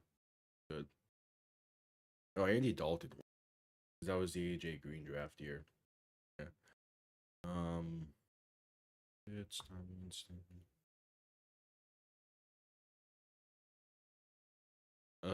I'm blanking on someone. I know I am. Brad Johnson was a 5th round pick. Jalen Hurts is too obvious.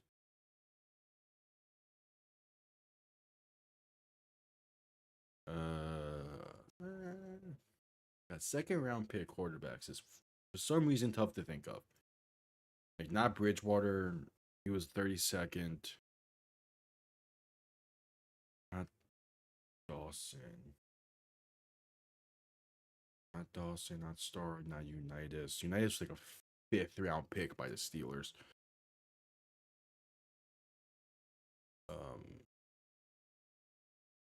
Not Fouts.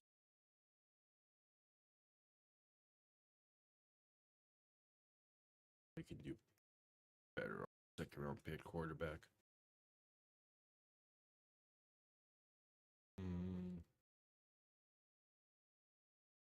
The 2013 draft. I mean, EJ Manuel was the 1st round pick that year. I believe Geno Smith was the 2nd that year. Yeah, but that's too obvious. 04, you have Job in like the 6th round. Don't remember if there was a 2nd round guy.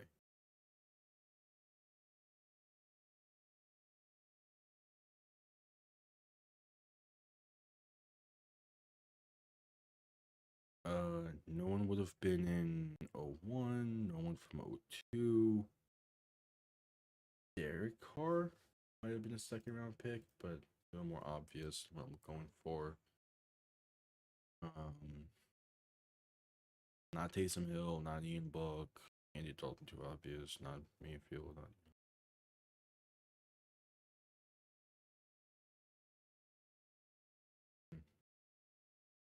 We're just coming back from commercial break, waiting for St. Louis to send this one down.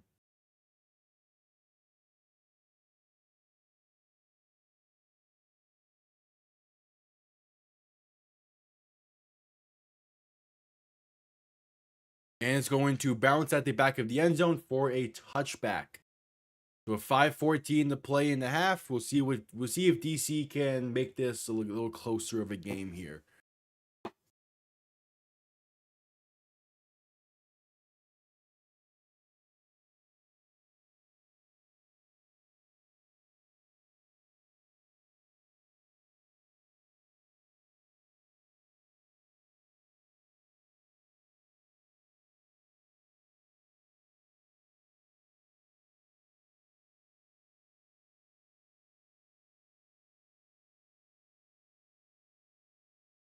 First and 10, DeLeo and shotgun back to his left, 2 receiving options for each side. Pass quick, left side is caught for a gain of 5 up to the 40. And that is Mason Fairchild on the reception.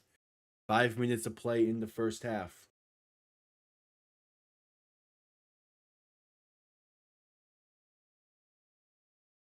Second round pick quarterbacks is tough to think of for no reason.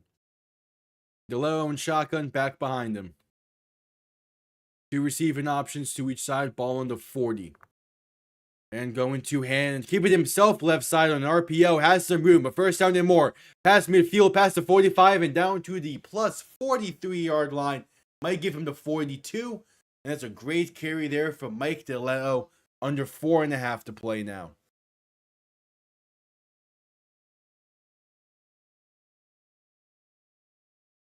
All right. Howell was like a 5th round pick.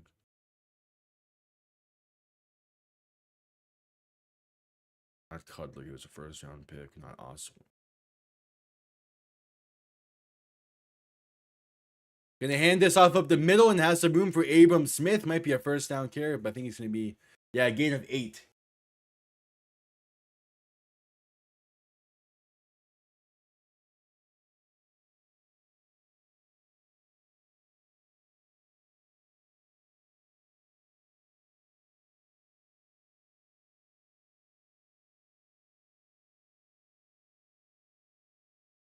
DeLeo and shotgun back behind him. 2 receiving options for each side for 2nd and 2. Gonna keep it himself left side once again. First down carry and done some as he stiff arms his way to the 26-yard line and a first down carry.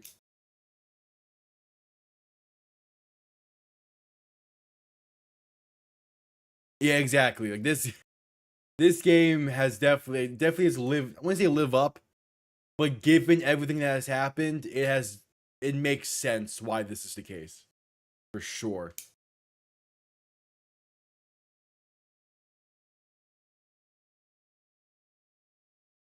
DeLeo and shotgun back to his right. 2 receiving options to each side. Going to hand this off up the middle, and that's going to be a 3-ish yard carry for Abram Smith. Up to about the 23.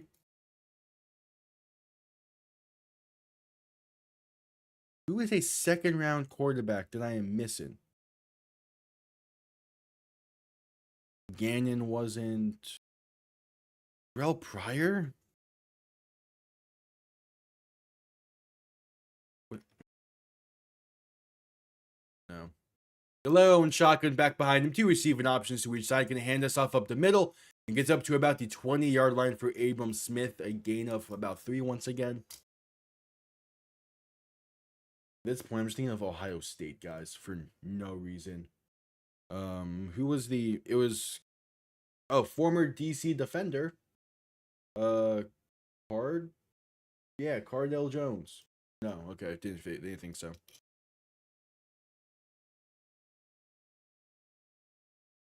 And that play will bring us to the 2-minute warning.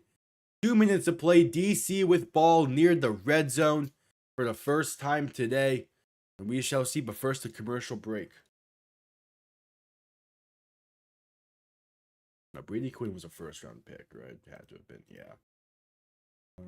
Derek Anderson? Oh, now at this point, I'm also thinking of Cleveland quarterbacks. Sean Kaiser. There we go, but it's still too good. Cody Kessler. Okay.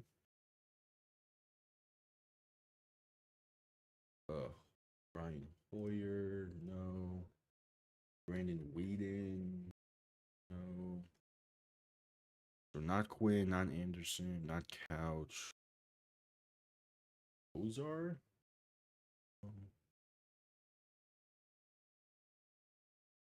Not you. Tyrod Taylor, maybe.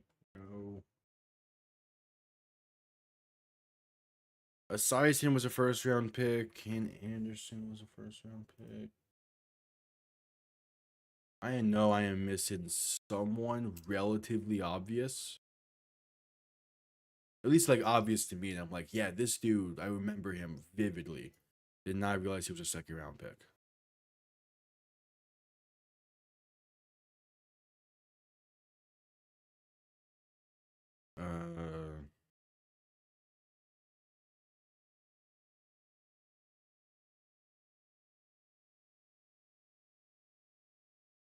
I mean,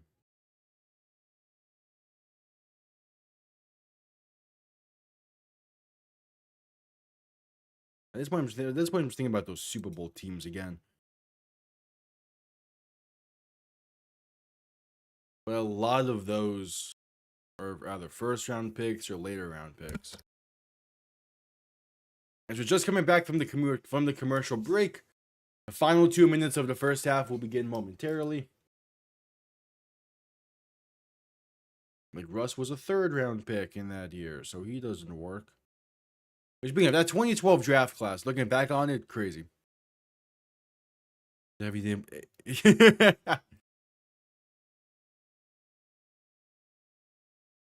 DeLeo and shotgun back to his right. 3 receiving options to the right as well. Gonna hand this off up the middle on 3rd and 4 and fighting his way. That's a first down carry. A gain of 5 for Abram Smith. I don't know why you saying that made me think of Ken Dorsey. Nope. Okay.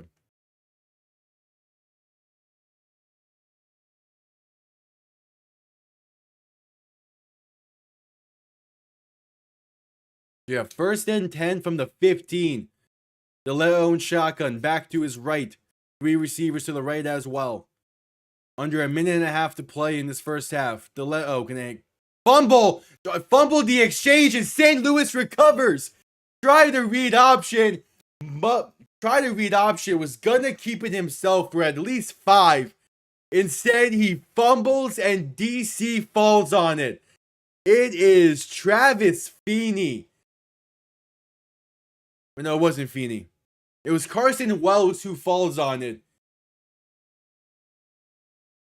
And he just drops the ball. Carson Wells falls on it. Willie Harvey is in the vicinity as well. But man, that's a disaster play for DC as we're headed to a commercial break. I feel that same way with so many teams and so many schools where it's like, how have you typically it's either first round or third round for quarterbacks if you're gonna be like a proper starter. The one year that wasn't the case was 2013, where Geno Smith went in the second round. And who else? I feel like there's someone else in that 2013 draft. But they probably didn't do much in the NFL level. What round was Christian Ponder selected in? Okay. Not second, that's for sure. Tavares Jackson? Well, Tavares Jackson was a second round pick. Okay. I will be happy with that if I need to. Yeah, just have to think of the Vikings, apparently.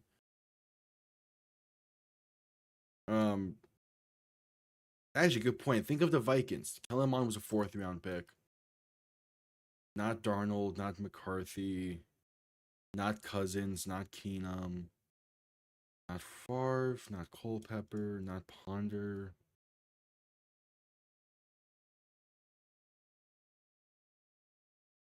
I am missing someone from the 70s and 80s. I know.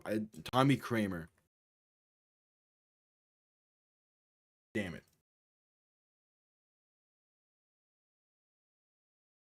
Probably not a lot.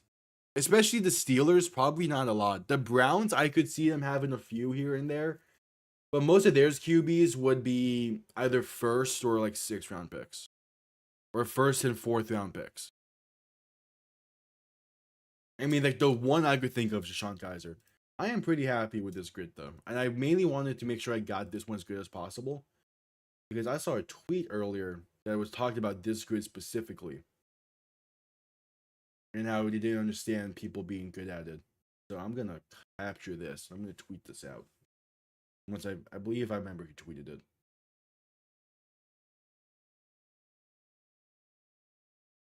As we're just coming back from commercial break. One of 2 people.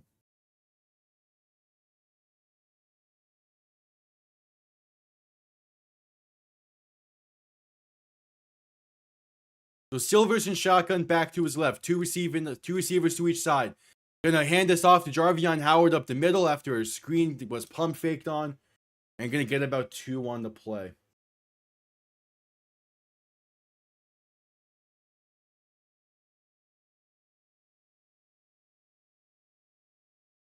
This.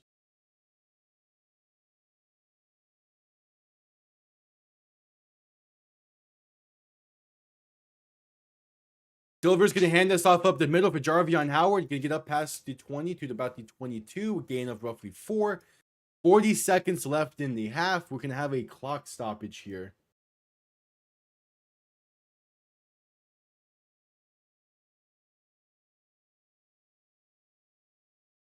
And DC will call their second timeout.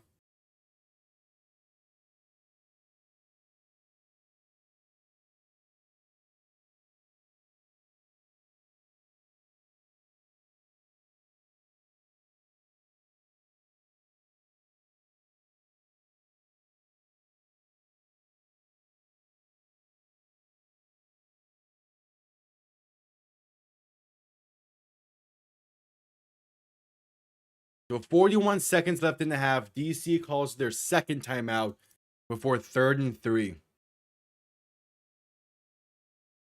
You definitely can in rounds 4 and 5. But yeah, the idea always is You draft a potential starter in rounds 1 through 3, and then day 3 is for a backup option.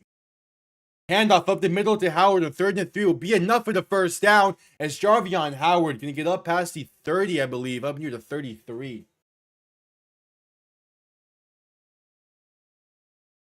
And there's now a penalty marker down on that one.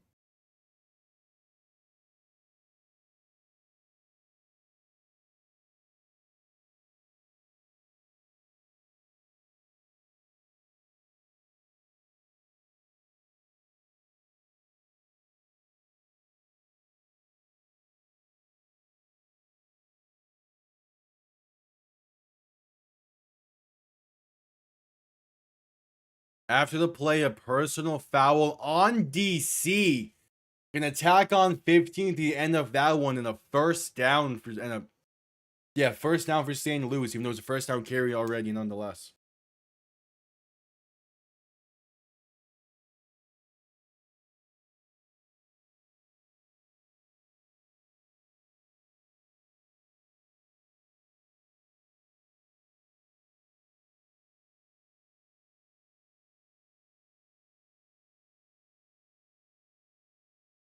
All right, so Silvers and shotgun back to his right, 3 receivers to his left.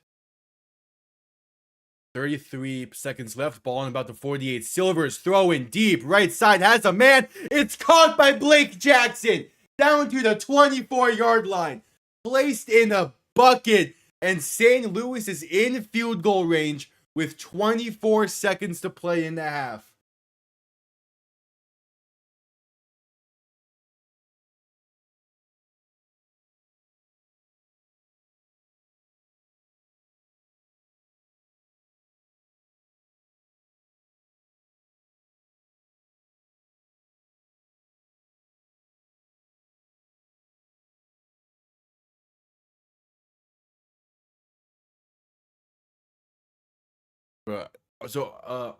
It was a Benchwarmer brand tweet that I initially saw the grid we were doing just then. And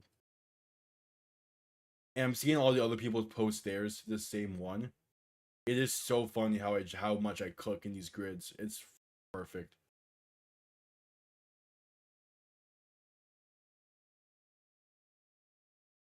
Better than this person. Yeah, Brand is great.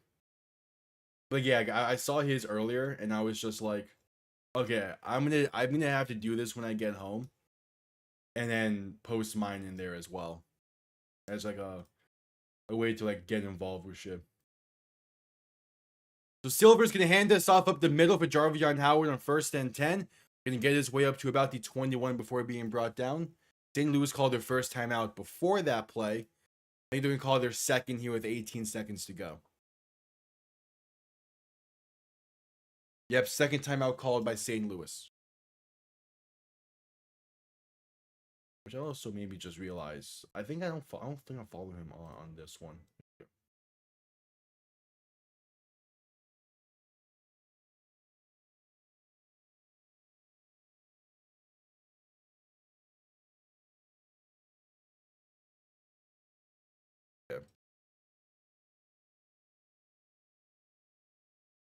So Silvers and shotgun gonna hand this off to Howard once again. Gets inside the 20 to about the 18 before being brought down, and clock is gonna tick. St. Louis will call their final timeout with 2 seconds to play in the half, and they're gonna send out Rodrigo Blankenship to try and make this a 12-point game. No, an 11-point game. Yeah, my PC, I'm realizing, is not on the correct Twitter account. I will fix that before championship game. But it's fine.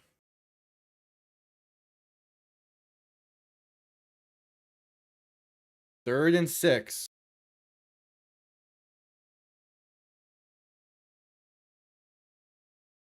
And a 36-yard try for Rodrigo Blankenship to make this an 11-point game at the half. 36 yards out. Snap good, hold good, kick up, and right down the middle. Rodrigo Blankenship stays hot on the season. His only miss was from 58 yards out in a before the half Hail Mary type of kick. But besides that, he has been perfect on the year. And we have entered halftime. Oh, wrong thing. There we go. We have entered halftime. It's an 11-point game. DC gets ball to begin the second half. I will quickly be right back.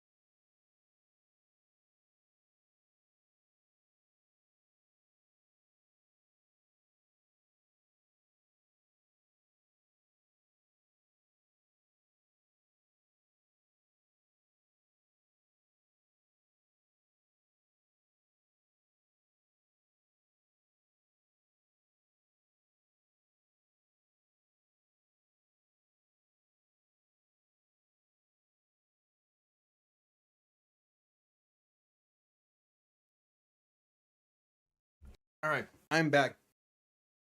And since it is now finally halftime, let's talk college football 26. Again, Bob Flash, me and you have had a very, very brief discussion on Thursday about it. Like, very brief, like 2 sentences. We have not seen much on the new game, but I am just as excited, if not more, from when we saw it last year. Like, from what we've seen so far and from what the blogs have said, outside of Road to Glory, most of the other stuff is kind of just minor updates and minor, like, adjustments. And also, like, trying to get more accurate with the pregame stuff. And yes, I've seen people be like, that could just be, like, a DLC or something, but I kind of don't care. The game looks great. Apparently, it still plays great. Apparently, the lighting and everything looks great. Just having Enter Sandman in that trailer and hearing the crowd sing along to it at the end of it was fantastic. And apparently, according to Andy Staples over at On3, the same thing happens over at the Big House in Michigan for Mr. Brightside in between the third and fourth quarters, which is going to sound fantastic as well. I'm not sure if I'm going to do a stream on launch the same way that I did last year, but I'm definitely going to play a shit ton of the game like I did last year. Yeah, so Andy Staples said that in between the third and fourth quarters at Michigan, they will play Mr. Brightside, which they do at actual games. And then as the fourth quarter starts, only the crowd will be singing the rest of it, since they have to cut it off and everything they do during games. I'm sure if they could, they would. They probably. I mean, they did say that the menu music is gonna be band covers of actual songs now instead of just drumline, which means we might be getting neck. We might. We shall see. I doubt it, but we'll see.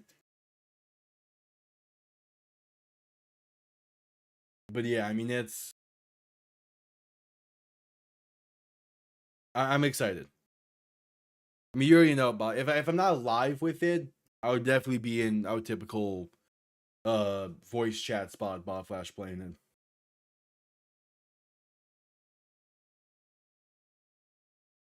But yeah, I mean, I am excited for the new game, and also like Delaware being in the game is gonna be good. I believe Central Arkansas is also gonna be in the game, if I'm not mistaken, as they're making the jump to FBS level.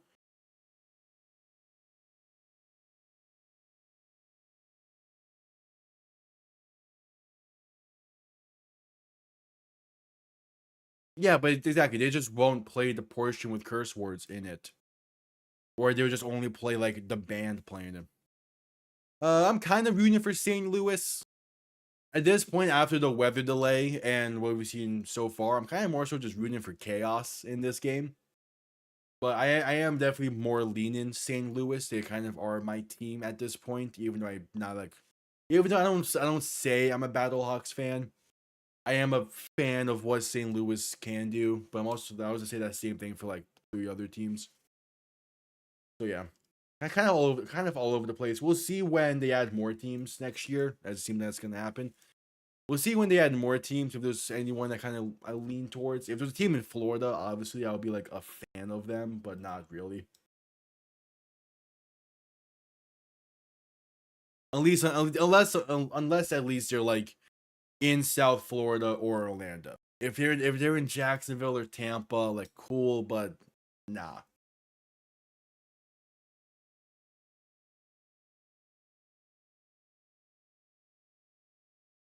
Yeah, what halftime in this one?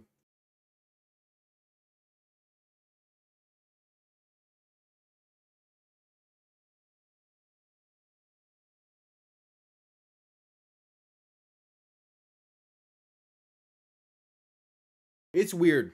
Tonight there's no other sports on, or at least there's no like playoffs on, as both of the series that would have been on today ended on Wednesday. So the UFL is competing with baseball and the WNBA. So we'll see how the ratings do tonight. But tomorrow is game 6 of New York and Indiana. That should be a great game.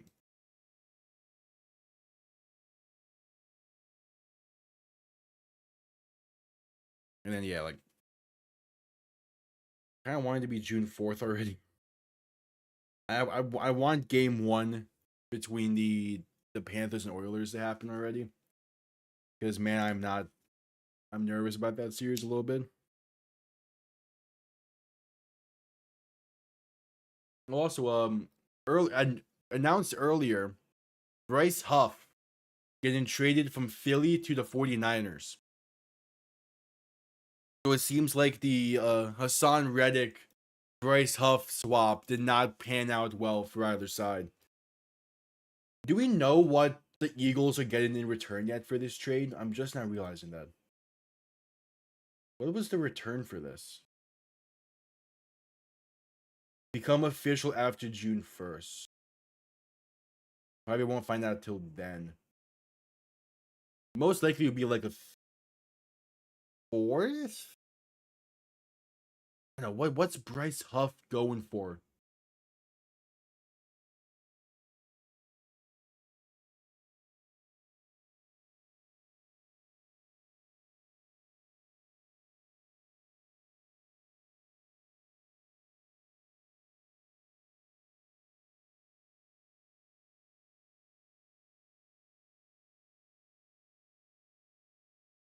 Yeah, I guess we'll find out on June 1st the full details of that.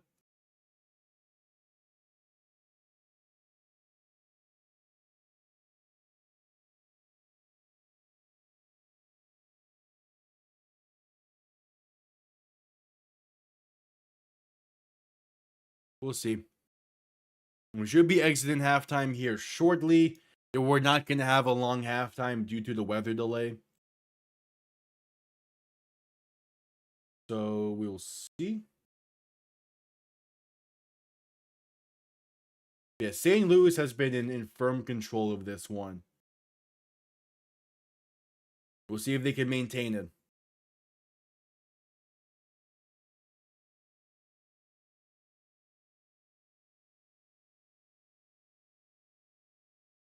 All right, back to another commercial break. Probably the last one before halftime starts.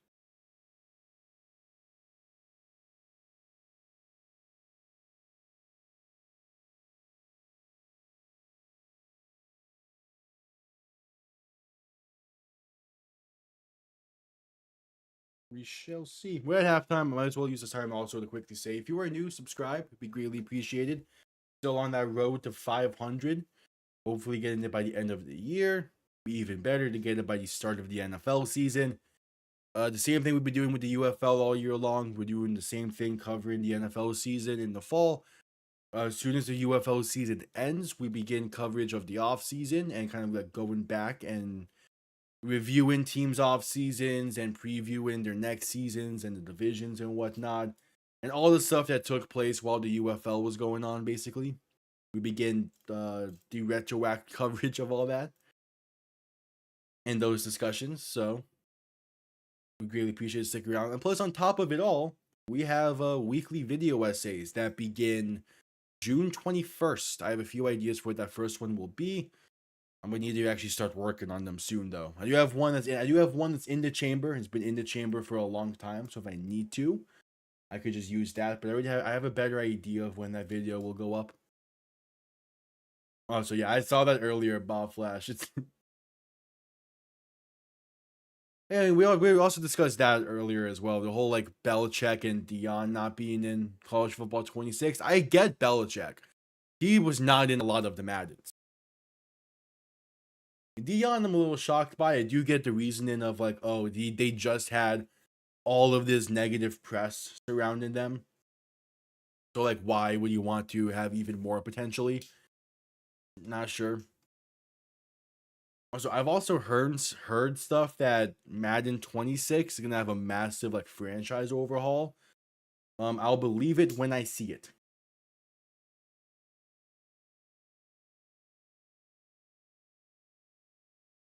I'm not believing anything about a franchise overhaul to Madden after them being saying that for the past like 5 years and not getting a whole lot to it.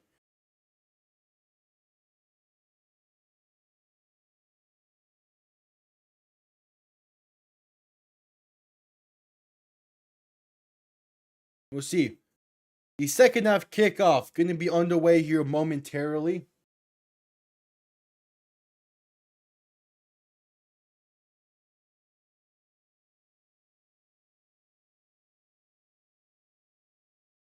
Yeah, I know. That whole situation is even weirder, though. I mean,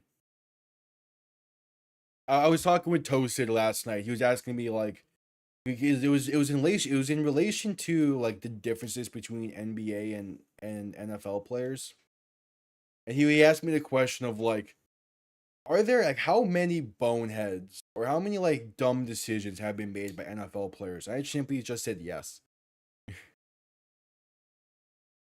Kickoff underway for the second half. Going to be getting the return from about the 5, working his way past the 30 to the 31.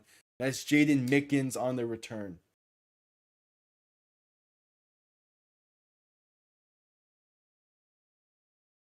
As they're showing off the beer snake. Yes, it's going pretty strong. Got the Falcons and Bengals. I mean, did you see? There was 2 mind-boggling reports today surrounding tight ends. One is that the Dolphins and Steelers have been in discussion surrounding Jonnu Smith, which is the most idiotic thing Chris Greer could do right now, is trading Jonnu Smith. And the other is that the Falcons have been fielding calls about Kyle Pitts, as Mike DeLello is going to quick pass this left side that's caught by Ben Bresnahan. Breaks 2 tackles and has room. A first down and more and out of bounds near, I believe, midfield. But Ben Bresnahan, first play of the half, and it goes for 15-ish? 15, maybe 17? Man, just very simple. Get the ball out quick, tip it route in the flat.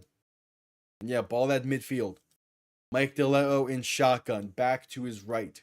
3 receivers to the right as well. Been a motion receiver from the right to left. That is Bresnahan being motioned over. As DeLeo is going to hand this off left side for Abram Smith. Has some room and gets the sideline. A first down carry and then some. A gain of 13 for DC. Back-to-back first down plays. Yeah, the beer snake is going surprisingly strong right now. Considering how many people are in the stands for this game, that's not bad.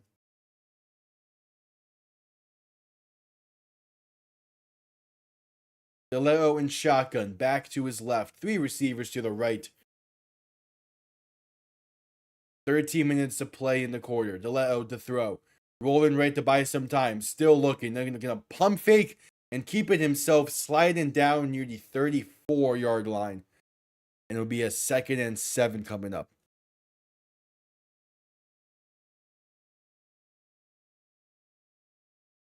Yeah, I mean, apparently Miami doesn't either. I mean, I can kind of get the logic behind it.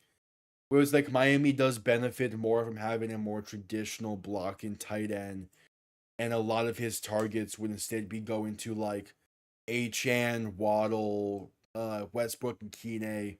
But Jonnu Smith was just that good of a player last year, you need to keep him. Handoff up the middle on 2nd and 6 is going to be a gain of roughly 4 for Abram Smith. So a 3rd and 2 coming up from about the 25.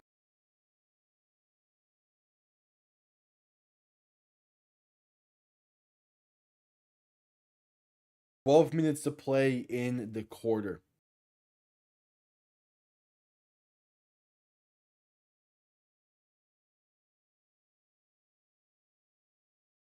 From about the 30, actually. DeLeo and shotgun back to his left. 3 receiving options to the right.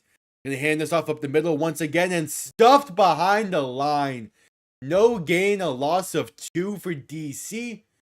And they have a choice to make here.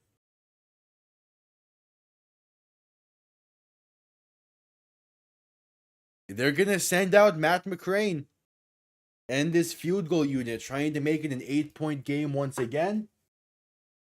But we'll see in these field conditions. Gonna be interesting. McCrane is typically a reliable kicker from 49 yards out and the right hash. Snap good, hold good, kick is blocked. It is blocked by St. Louis. Oh man. Chris Garrett, I believe, gets a hand on that one, and it is blocked. Yep, Chris Garrett gets his left hand on that one. That's the 2nd blocked kick against DC this year. They had one blocked against Memphis. No, they blocked one against Memphis earlier in the season. Never mind.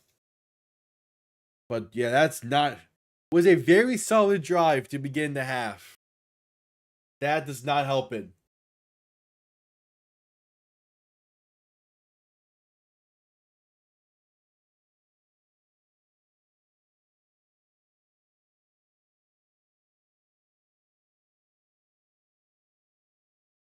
We shall see.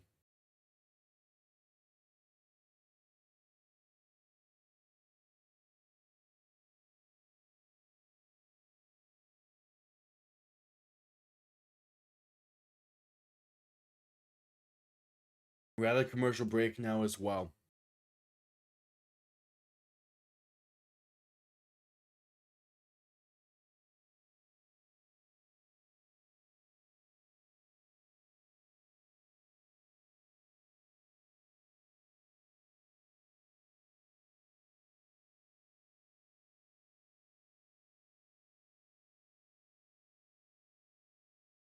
At a commercial break as well. So we'll see what St. Louis can do on their first drive of the half. Up by 11. But yeah, they have been in firm control of this game.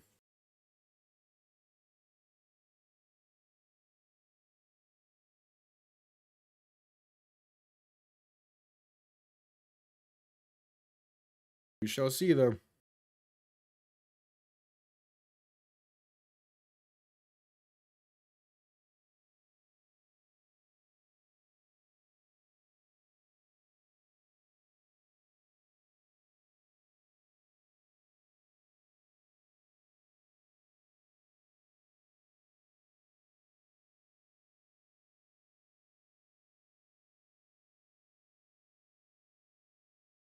We shall see. Just coming off commercial break.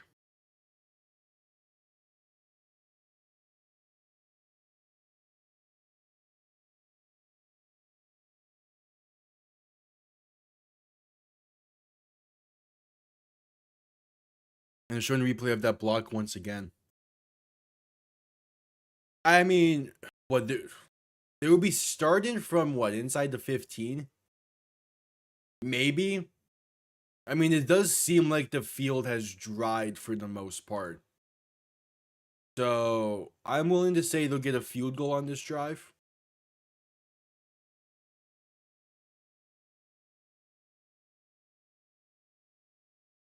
Oh, is that? Oh no, they're starting from the 39. Never mind. I forget how blocked works. How blocked kicks work sometimes. Silvers and shotgun back to his right, two receiving options to each side. Handoff to Kevon Latulis. Has some room, a first down and more. Pass the 45 down to the 43. Kevon Latulis. Big time carry there.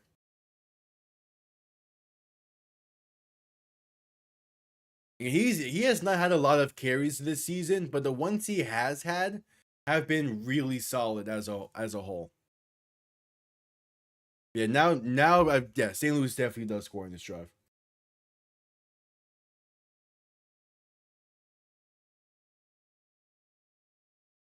Silvers and shotgun back to his right, three receiving options to the right as well. Gonna hand this off up the middle. Latulis trying to bounce it right side as nothing was there in the middle. Breaking tackles and still going, gonna fight his way for a gain of 2. That is a very nice run for 2 yards. And there's DC Blake Williams on the sideline there talking about how you just have to wrap him up. Just wrap him up and keep your feet moving.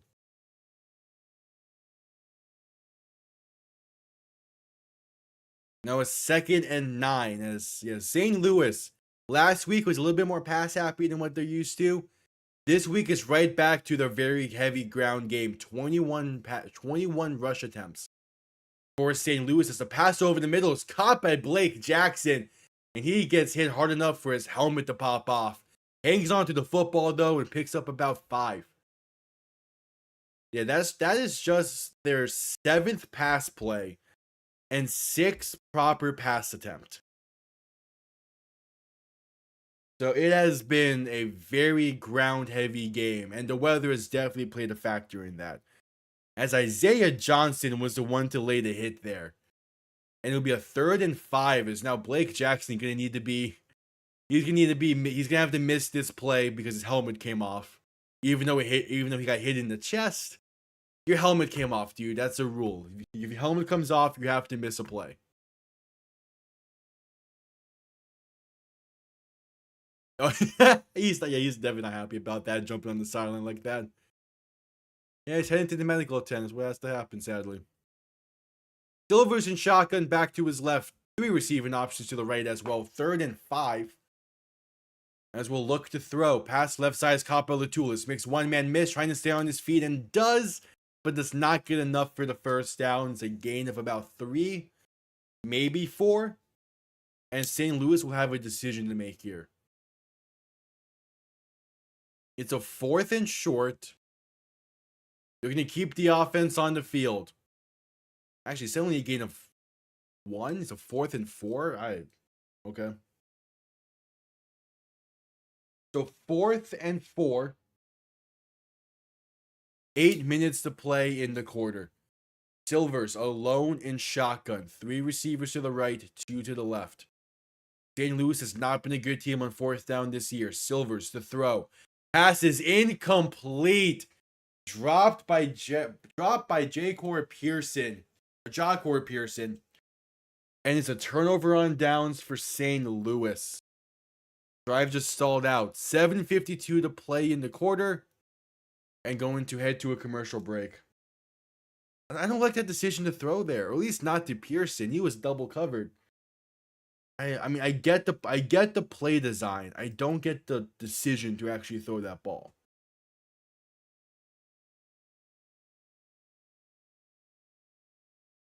That's my thing with it.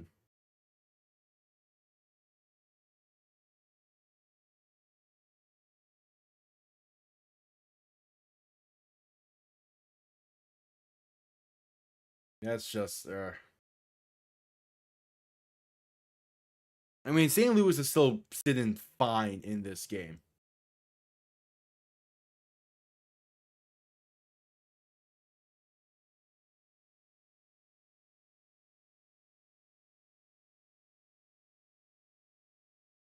Like, they're still fine. They're probably going to win this game, but that's just a rough drive there.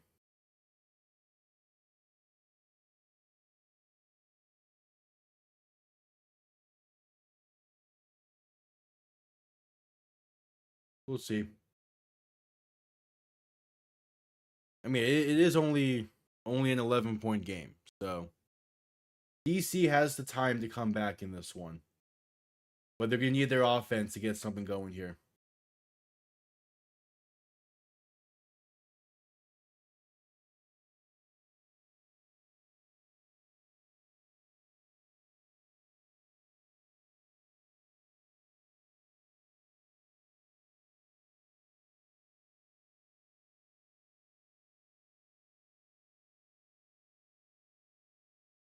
We shall see. We still have a commercial break.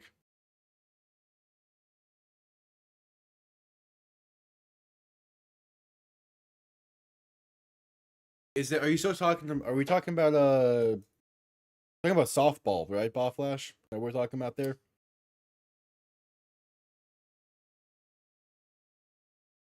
Because baseball. Okay, damn, yeah, the baseball tournament. We're not at Omaha yet, right? We're still at the regionals or the super regionals or whatever.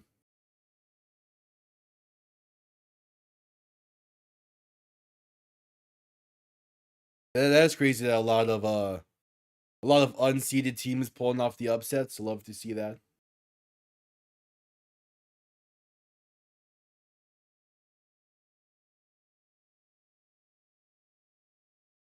All right, back from commercial break. DeLeo and shotgun back to his right, 2 receivers to each side. Quick throw right side is incomplete. Tipped at the line by Carson Wells. Looking for Seth Williams on the play. Okay, the regional stage. When does Omaha the Omaha play start? Is that like mid-June?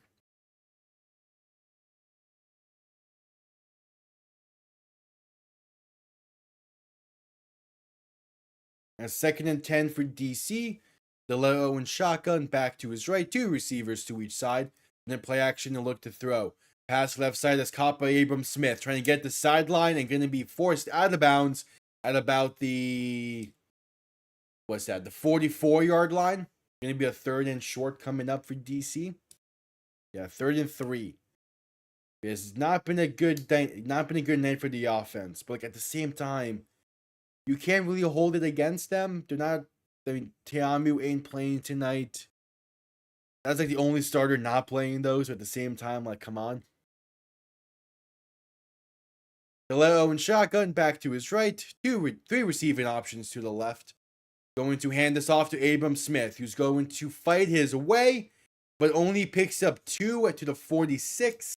Going to be just shy of the first down marker. Needed the 47. Okay, yeah, so it's mid-June. Okay. Because you know, I'm looking forward to when we get to that stage, because of the Jello Shot challenge that's at I believe it's called Rocco's Bar in Omaha.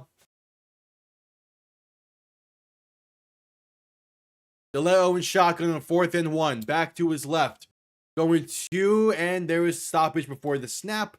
DC will call a timeout. Seemed like he was going to keep it himself there, but instead they call a timeout. Rocco's, hell yeah.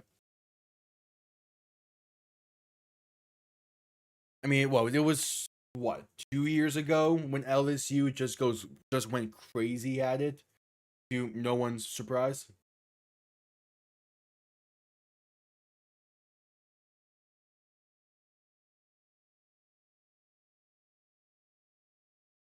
Oh, Smith would have had room.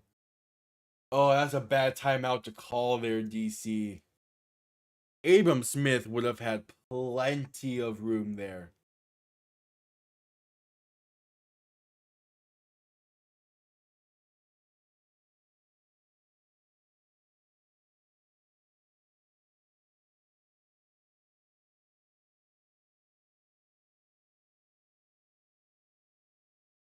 So 4th and 1, under 6 minutes to play. DeLeo and shotgun, back to his left. 2 receiving options to each side. St. Louis, stack in the box. DeLeo, handoff up the middle for Smith. Finds the room and gets the first down. A gain of 4 up to midfield. They keep the drive alive. with 5:45 to play in the third quarter.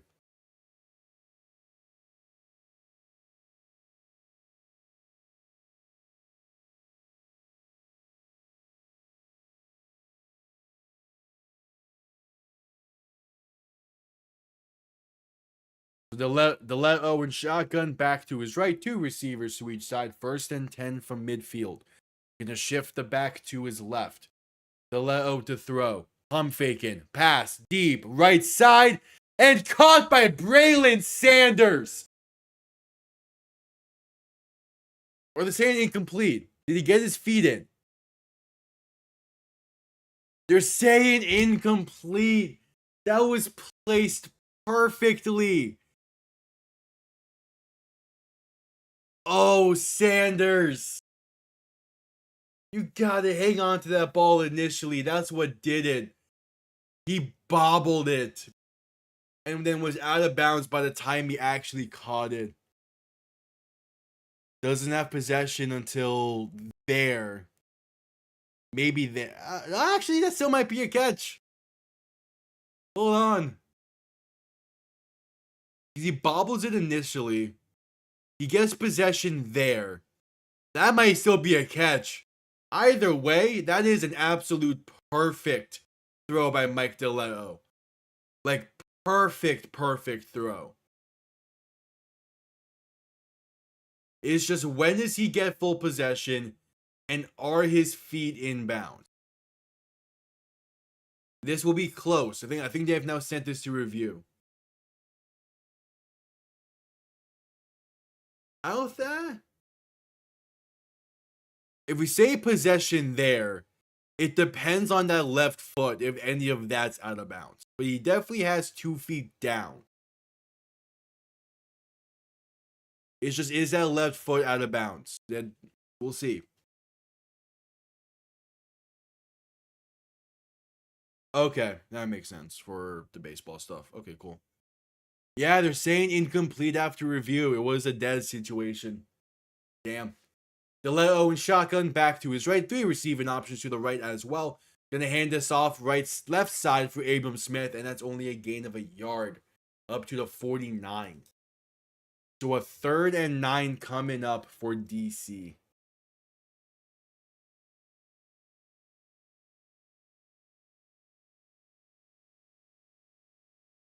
Oh, man.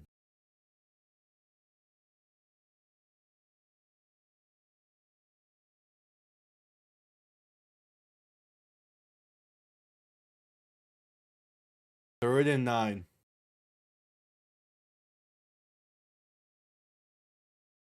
DeLeo and shotgun back to each side, looking to throw. Pass over the middle is caught. Does he get enough for the first? No. Seth Williams on the reception, brought down about 2 yards shy by Callahan O'Reilly.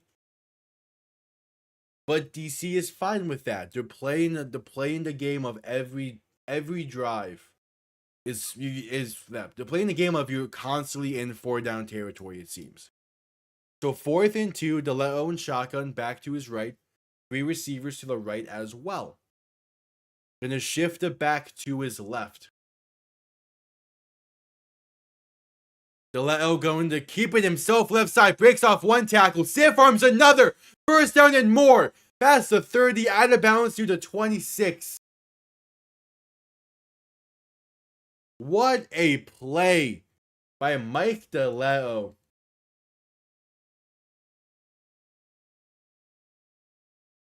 And they keep the drive alive.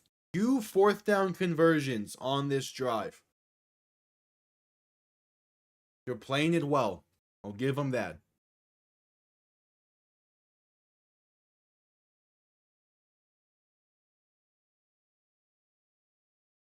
$2:15 to play. DeLeo looking to throw. Pass left side is caught. And going to be a 3, maybe 4-yard gain for Mason Fairchild. 2 minutes to play in the third quarter.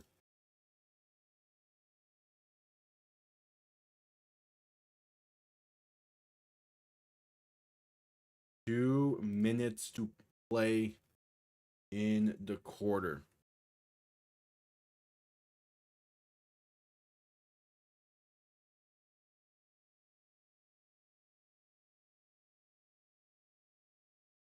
DeLeo and shotgun back behind him. 3 receivers to the right. Play clock winding down to get the snap off. Handoff up the middle for Abram Smith. Going to get to the 21-yard line, but not much else afterwards. 1:25 to play in the quarter.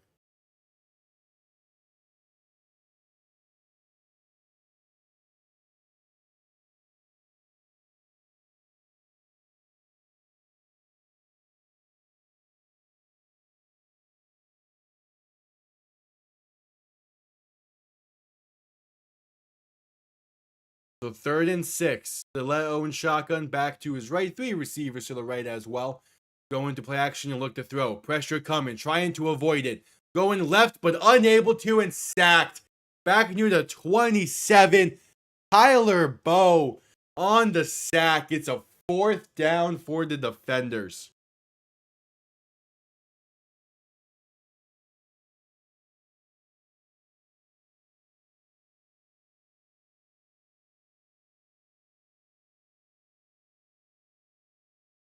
All right. And a decision to make. It's a 4th and 10. They send out Matt McCrane. Another decently long field goal. This is a 44-yard attempt from the left hash. It is up, and he missed it. Hooked it wide left. And back-to-back drives. End in missed kicks for DC. I did not mean to give him points there. What am I doing? That's what I meant to do. It remains an 11-point game. 9 seconds to play in the quarter. Heading to a commercial break. Gonna have one more St. Louis play before the 4th quarter.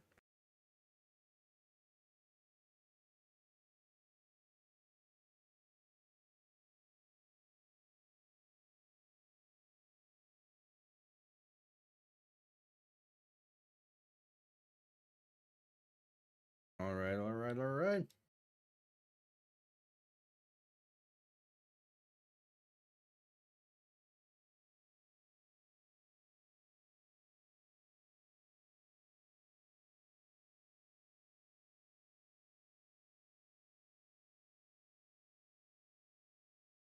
Again, we're at a commercial break.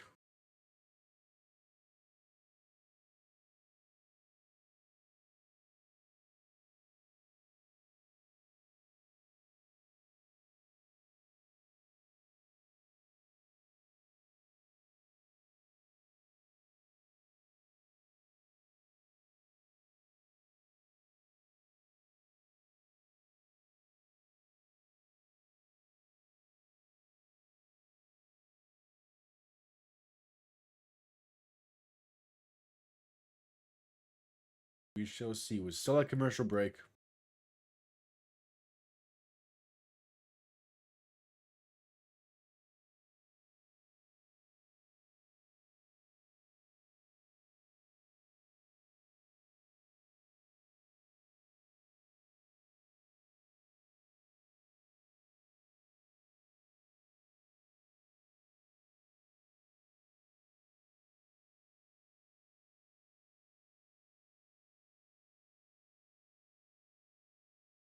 We shall see. Still at commercial. Just coming out of commercial break.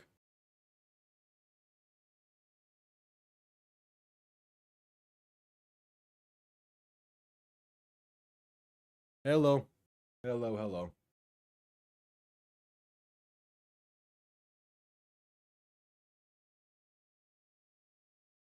We have 9 seconds left in the 3rd quarter.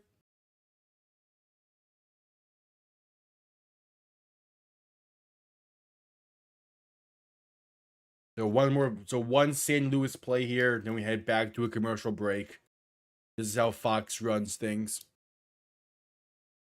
Brandon Silvers in shotgun, back to his right. 2 receivers to each side. Handoff up the middle to Jarvion Howard, going to have some room. Trying to bounce his way right side. And not going to do much with that. Maybe gains 2 on the play. Definitely had more room if he just kept up the middle. But that is going to be the end of the third quarter. 15 minutes remain. It's an 11-point game here from DC. We will see if they can come back in this one, or if St. Louis can just capitalize off of the missed field goal and end it most likely on this drive. If they get in the end zone, it's going to be a long road ahead for DC, even though it will remain a 2-possession game. We're right back to a commercial break. Hell yeah.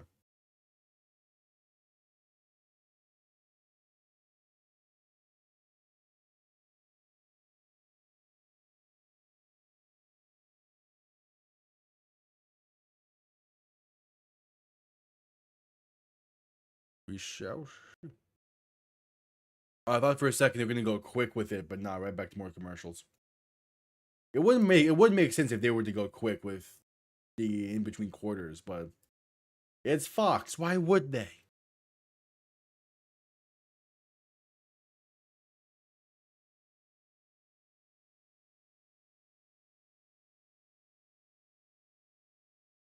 I like to stream these football games. Now, obviously, like UFL is UFL is a lot of fun. Don't get me wrong, and I really liked. I mean, would it be like a third party observer in this, and not have like a direct rooted like a direct fan day in a lot of these games. But I mean, the Dolphin games are always going to be where it's at for me. I think because I think those Dolphin games will make for better content. Just because I do have that like rooted interest in the game and that fan interest.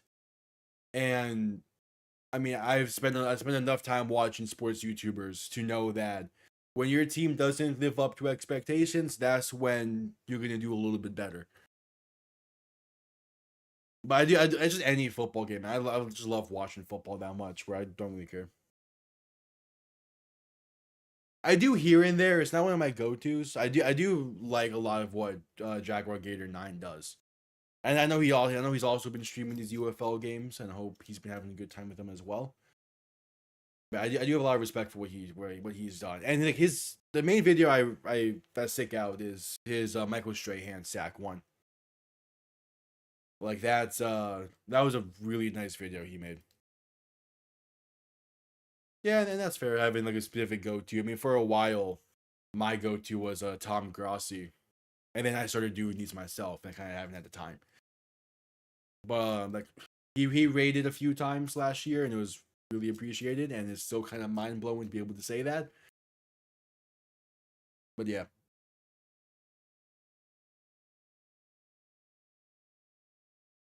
All right, take care, Ball Flash, and I have a good day over at the ball field tomorrow. I assume it's baseball, right? Because it's that time of year. Yeah, take care. Yeah, again, this game has lasted longer than expected due to the weather delay in the first quarter. As we're just coming back from commercial break, the fourth quarter underway. Brandon Silver's in shotgun, back to his left, two receiving options to each side. A 2nd and 8 from the 36. Gonna hand this off right side for Jarvion Howard, and not much going on that one. Brought down near the line of scrimmage. Andre Mintz on the tackle there, and a 3rd and long coming up for St. Louis.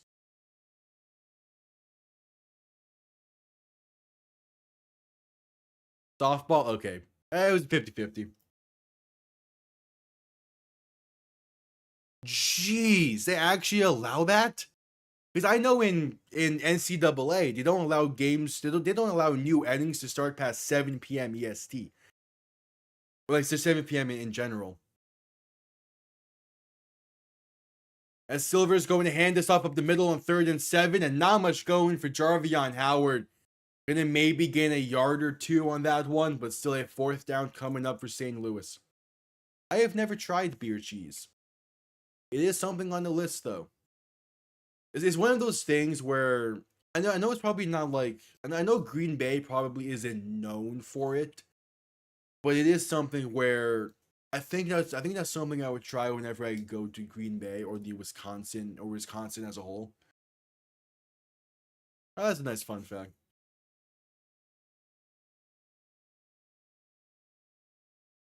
Oh, the rain now. That sucks. Okay. I guess that makes sense then. Punt comes off clean, going to be returned beginning from about the 17 and be brought down near the 15. Oh, made in Kentucky? Oh, that's cool. I'll probably make my way out to Kentucky at some point because I have a friend who's over there. But that's cool. That does make sense, inventing in Kentucky, actually. Under 13 and a half to play in the fourth quarter. We're heading to a commercial break. It'll be DC's ball.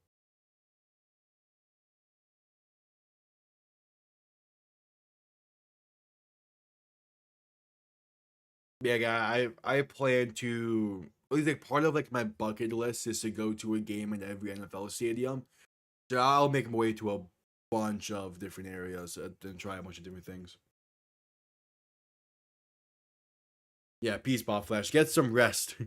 Get some rest, and I know you're not much of a coffee drinker. Have some, yeah, Mountain Dew has caffeine in it. Have some Mountain Dew tomorrow. That's cool. Knowing the inventor's son of it.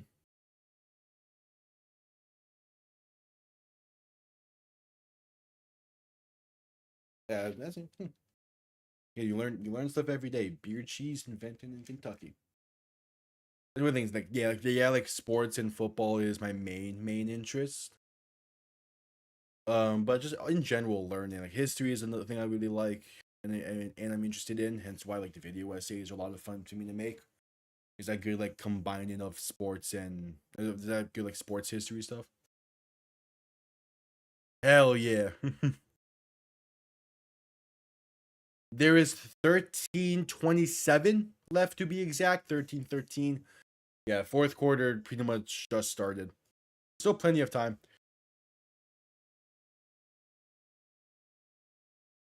Because we're at commercial break after St. Louis had to send it down and punt it away.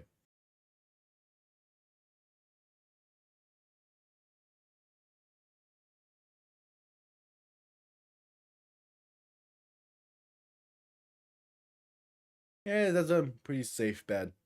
Again, like even with the starters having not played in this game and the weather delay, St. Louis I feel like was gonna win this game no matter what. But again, the real test will be next week. Jeez, that's a lot of money to put on this game.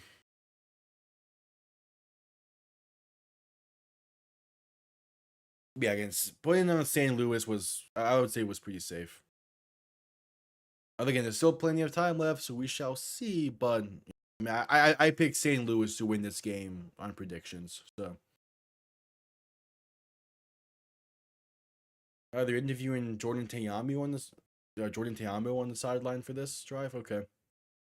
DeLeo and shotgun back to his left, two receivers to each side. First and 10 from about the 15. Gonna drop back and look to throw. Has some time. Now gonna roll to his right to buy more. Still looking. Pass right side. It's short armed and incomplete. Looking for the tight end, Ben Bresnahan. But not much going on that one.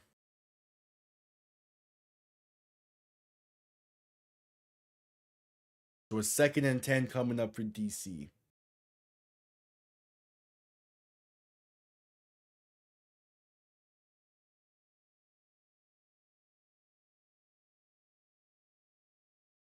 All right, so DeLeo and shotgun back to his right. Two receiving options to each side after motion in the tight end over. And we'll look to throw. DeLeo with time. Pass left side is caught and has some room down to the 29-yard line as Seth Williams on the reception. 12:30 to play in this game.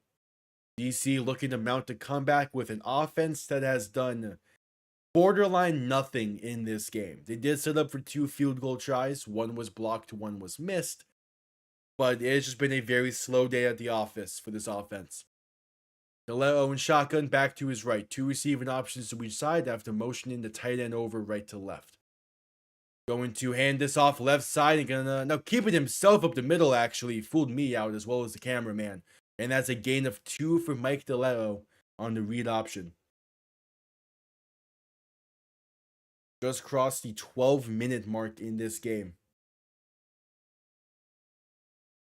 It's a 2nd and 8. And there is a Battlehawks slow to get up after that play. So with 11:55, we might be heading into a commercial break. Yep, commercial break for the injury timeout. It is one of their D tackles who is down. Freedom Akinmoladun, I believe is how you pronounce his last name. I am probably wrong, and I'm sorry if I am. But that's the player who is down and slow to get up. It is their D tackle.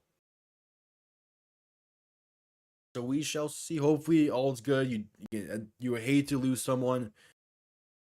You hate to see anyone go down, especially this close to the playoffs. That could very easily hurt this team. But of course, we will see how everything goes. They're gonna have a solid 9 days rest until the playoffs, both of these teams. So that's the good thing. But of course, time will tell.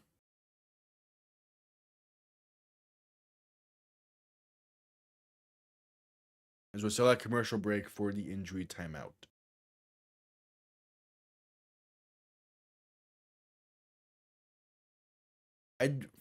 For as much as I am happy that the Florida Panthers ended that series in 5, I kind of at least wish the Timberwolves were able to make that a series against the Thunder, because I kind of wanted an extra game tonight.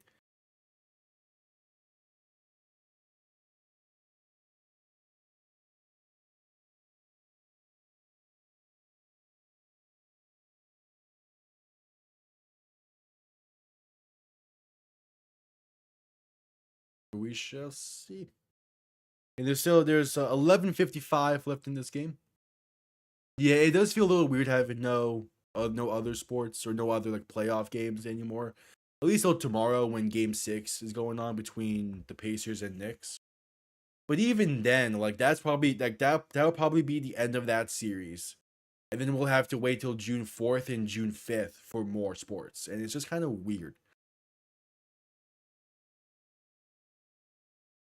But I'm very happy that the Panthers are back in the finals. I would much rather that series haven't ended in the 5 that it did than have to play Game 6. But still.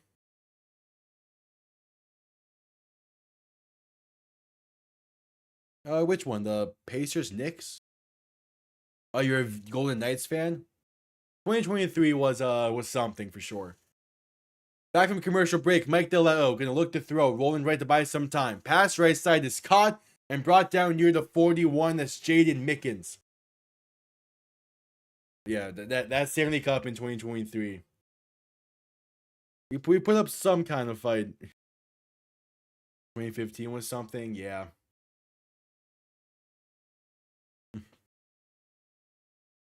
Hey, again, for an expansion team, Vegas has been very good. And winning a cup that early after joining the league, it's a good story. Handoff right side for DC on 1st and 10, gonna go nowhere and lose about 2.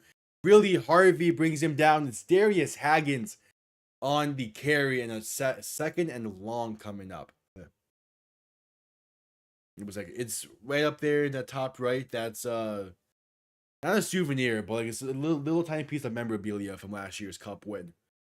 So seeing that was fantastic. I would love to go back to back, but Edmonton's going to be a real tough fight. So we'll see.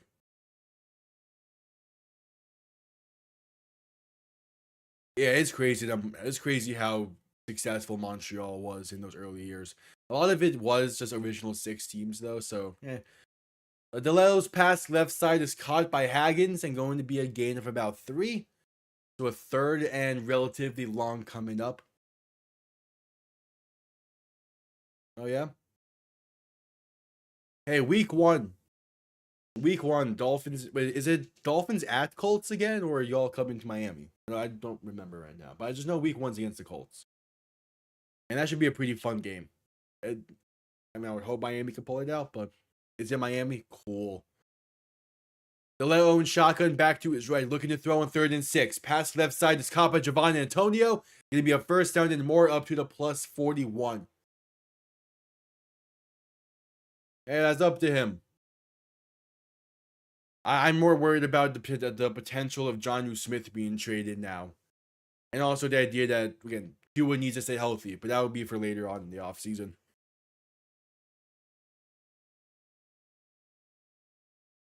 They'll let Owen shotgun back to his right, 2 receivers to each side. Ball in the plus 41. We'll look to throw a quick pass. Left side is... You're going to say that's caught by Ben Bresnahan to the 35-yard line, a gain of 6. I mean, obviously the biggest hope is that Tyreek at least gets 1,500 this season. And I know he's recently said that he wants to go for 2K. I don't want him to chase that because it's not a complete offense, and we need a complete offense. Yeah, I plan to talk a lot more Dolphins as soon as the UFL season ends. They'll let Owen shotgun back to his right. 2 receivers to each side, looking to throw on 2nd and 4. Has some time, rolling to his left to buy more. Pass in deep, left side, and it is incomplete. Basically a throwaway. Luckily, there's someone in that vicinity, I believe. That was like no one really near there, though.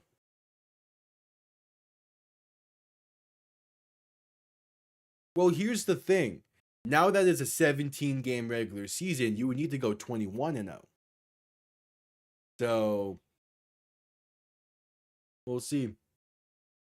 Yeah, I'm not sure how... I mean, the best way to fix Tua's health concerns is just, like, get back to the offense that throws the ball in 2 seconds.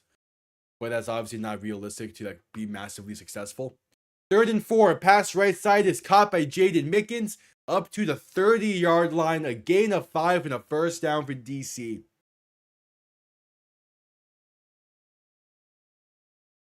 Yeah, you still need to go 21-0. Or no, would it be 20? No, because the Patriots. I'm thinking about the 07 Patriots. I'm pretty sure the talk there was 20-0. Ah, whatever. Don't matter. Ain't gonna happen. The let Owen shotgun back to his right. 2 receiving options to each side. Gonna hand this off up the middle. And trying to bounce it now, but not able to. Only a gain of a yard, if that, for Darius Haggins. It has been a relatively long day for me, and the delays and stuff have not been helping. Again, it's past 11 p.m. over here on the East Coast, so 7 minutes to play in the 4th. Oh, you're not high on Anthony Richardson, or do you just think he'll get injured / quit on the team again? That was some storyline last year with the Colts. I mean, jeez. 2nd and 10. DeLeo in shotgun back to his right. 2 receivers to each side looking to throw. Pump faking, still looking, rolling to his right now to buy some time. Pressure coming, trying to get the sideline, and will, and out of bounds, maybe gains a yard, definitely gets back to the line. Yeah, not much going there.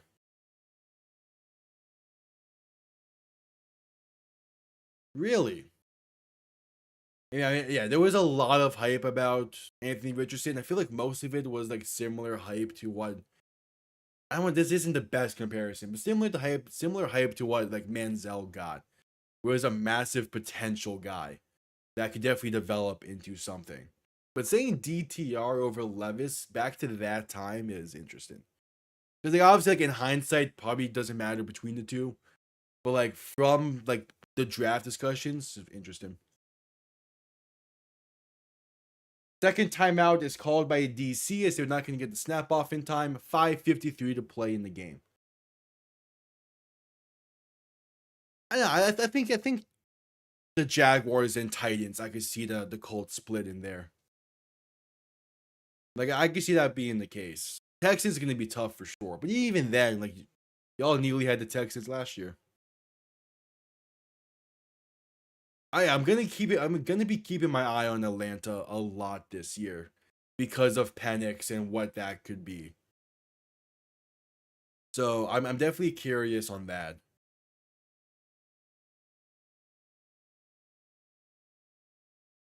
And like the Atlanta still has a lot of good talent. Well, obviously we'll see what the discussions surrounding Kyle Pitts will bring, as it was reported today that he might get traded, but we'll see. Yeah, most people said Stroud was better than Young. Hell, like Frank Reich himself was saying that. But there was just so much, just all that hype about Bama and what Young was able to do there. But Stroud was having just as, if not more, of success over in Ohio State that year. 3rd and 10. DeLeo and shotgun back to his right, 2 receivers each side. Quick throw, left side, caught by Seth Williams. Trying to make something happen, and he does. Hurdling his way inside the 15, down to the 13. A first down pickup for DC. What a play from Seth Williams on a simple in-breaking route. I am pissed that Tyler Warren got drafted the pick after. I was high on him, but obviously I was more so like kind of on Mason Taylor instead. Didn't get him either, and I would potentially trade in Jonnu Smith. DeLeo and shotgun back to his right, looking to throw once again. Pass over the middle, it's caught, and going to get down near the 3 is Javon Antonio with a touchdown save and tackle there from Cameron Kelly. I could still see Bryce Young being a solid quarterback in the league. That's why I'm not like completely out on him yet. We'll see. I don't think Jacksonville will be the worst. I do think they're going to have a little bit of a fall off. And yeah, Trevor Lawrence is vastly overpaid.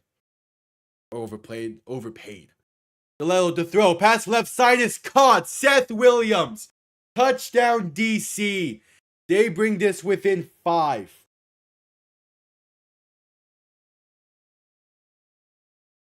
I did not see that report about John Boy getting sued. I'll need to look into that a bit more. I've not seen that just yet.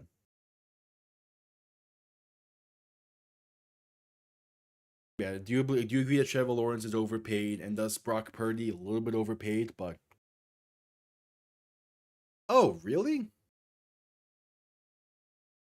Huh? Yeah, I'll definitely need to look into that then. I was not aware of that.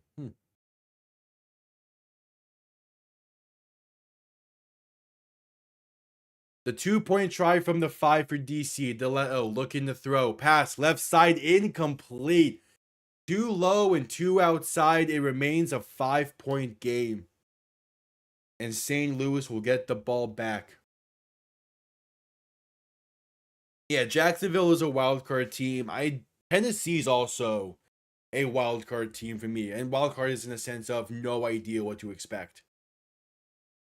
There's 4:40 left in this game.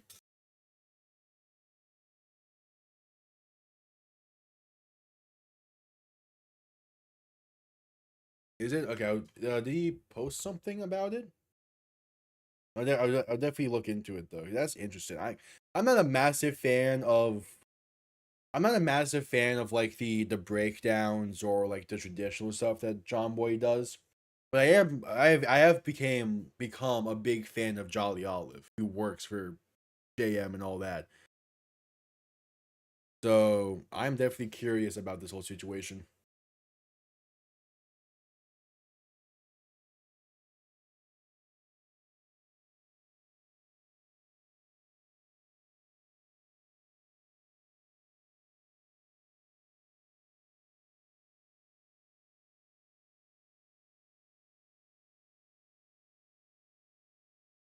I could see that. I could also still see Tennessee being that kind of offense where everything goes through play action in the passing game and they run the ball quite a bit.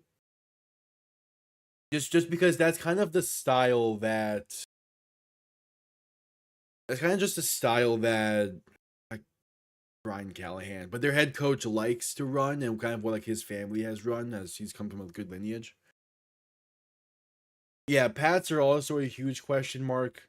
That's also one where I'm like, what can really be done with the guys that they have? Like Drake May is going to be a solid quarterback. I am not doubting that whatsoever. I'm more curious about the receiver room and kind of what's been going on with Stephon Diggs, and also just how much, and also just kind of what that defense is able to do.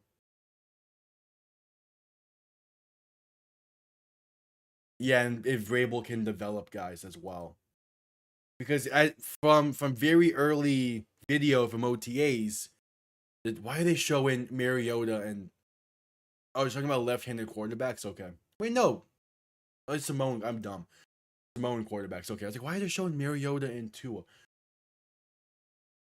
Just coming back from commercial break. May next Case Keenum, I would be a fan of that. Although Case Keenum did lead Minnesota to some successful seasons.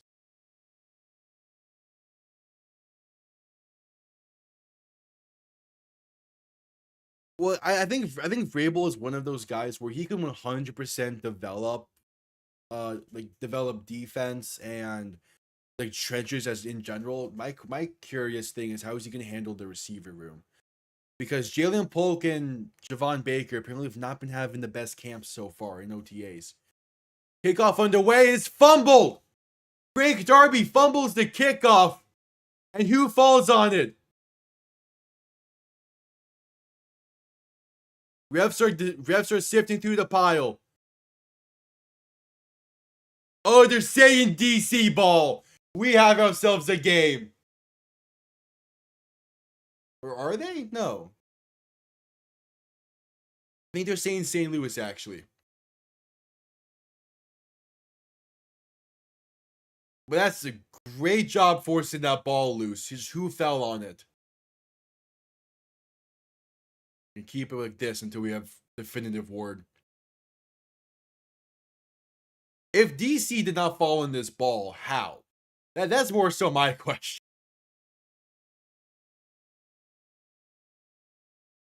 This looks like it's DC football. Nah, they're saying St. Louis fell on it. I don't know how. But okay, as new quarterback in for the Battlehawks is Siobhan Cordero, former quarterback for Hawaii and San Jose State. With 4:33 to play in this one, he has to protect a 5-point lead.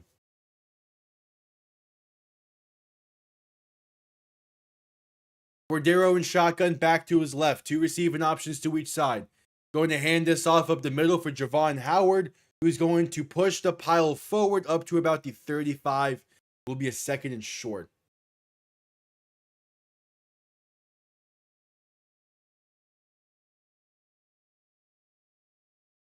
I just also think the culture between the Titans and the Patriots, even though they're both going to be under Vrabel reigns, it's just going to be a different feel there for Vrabel. I'm curious to see how he's going to handle it, and especially now how he's going to handle Stephon Diggs, because that is the whole situation now.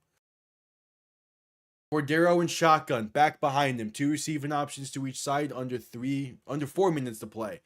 Handoff up the middle for Javon Howard, going to get to the 40-yard line, and I think that's enough for the first down. If not, it's 3rd and 1. Yep, enough for the first down. Like, I mean, I'm not certain on this yet. Again, I'll post the whole division predictions as we get closer to the preseason. I'm kind of thinking New England's going to be a really solid team and finish third in the East. I'm just not sure what their record would be, or if that is even what I'm confident in saying in. There's something that I'm thinking of right now. Cordero going to hand this off once again up the middle for Howard and maybe gets a yard, if that. But 3 minutes to play in this one. DC only has 1 timeout remaining. There's a 2nd and 9 coming up for St. Louis. They have a timeout and a 2-minute warning. So 1 more play is going to be needed before the 2-minute warning. We'll see. 2:45 now to play. Cordero and shotgun back to his left. 2 receivers to each side. Ball on the 41. Cordero going to hand this off right side for Gavon Latulis, who has some room. Gets past midfield to the 49. That's a first down carry for St. Louis. And the clock will run to the 2-minute warning.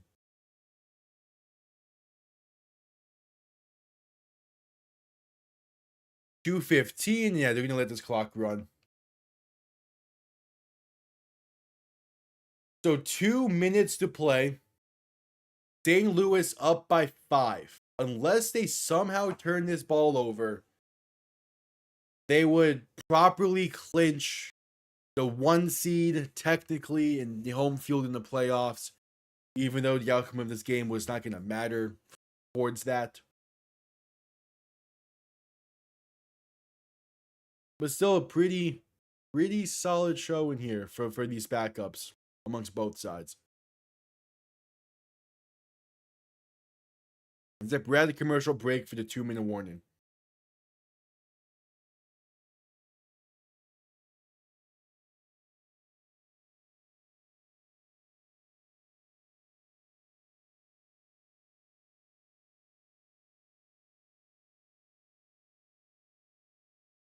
Yeah, that's a good point as well with the points per game.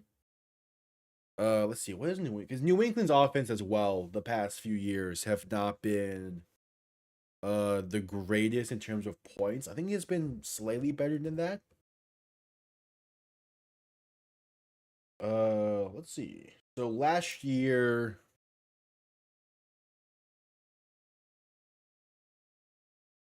New England averaged 17 points a game. So that is the bar. The bar is 17 points a game. So yeah, we'll see how much of an improvement there is. But I do think New England will be better than 4-13. Have they added to that running back room? I feel like they have, and I'm blanking on it.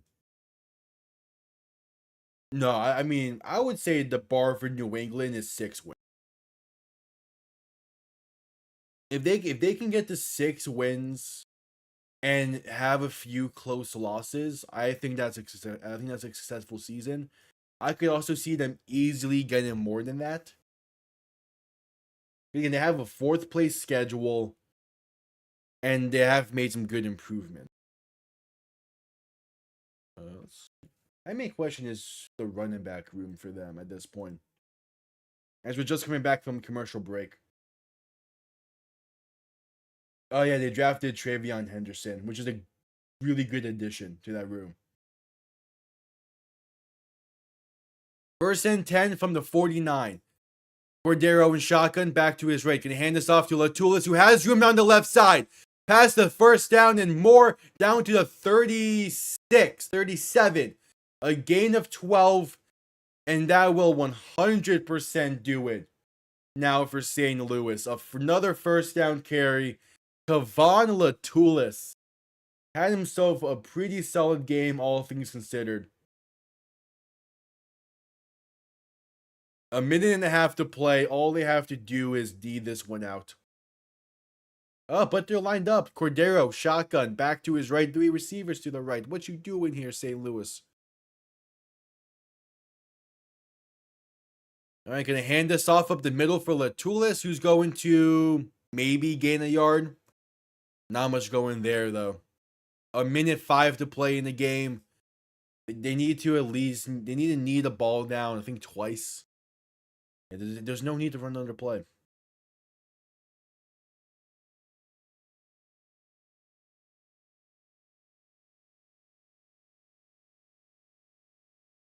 They just need to knee this one down.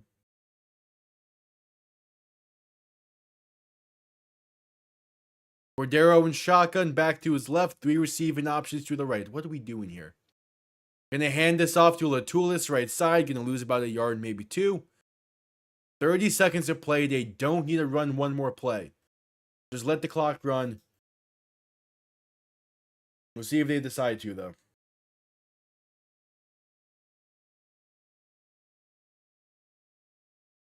Becht has his headset off. Coaches are not taking the field. Okay, now we've seen people take the field. So that will do it. The St. Louis Battlehawks finished the season 8-2. No, it's not going to be Oilers in 4. It's going to be Panthers in 6. We're going to, especially when we get back, especially when the series gets back to Sunrise, we're going to win a game or 2. Even if we lose the first 2 in Edmonton, we're not going to go down without a good fight. We have a 5-point win for St. Louis. 8-2 on the season. The 1 seed in the XFL conference. They have been on a roll. 6 straight wins since their back-to-back losses in weeks 3 and 4. And they have been on a hot one. And they'll see this Defenders team in 1 week's time for the XFL Conference Championship game in St. Louis. And yeah, for the NHL, there's going to be plenty of rest. I'm a little uncertain about that. But we'll see. Those games begin June 4th, so I have time to stress about it. But yeah, I thank everyone for tuning in. That'll do it for me for tonight. It is close to 11:30. I am a little bit tired. I have had a long day. I'll be back live tomorrow at 3 p.m. EST as the Houston Roughnecks take on the Michigan Panthers on Jake Bates bobblehead night. So if you want to make sure you don't miss that one, subscribe. We greatly appreciate it. And I thank everyone for tuning in. I'll see you all next time. Have yourselves a damn good one. Peace.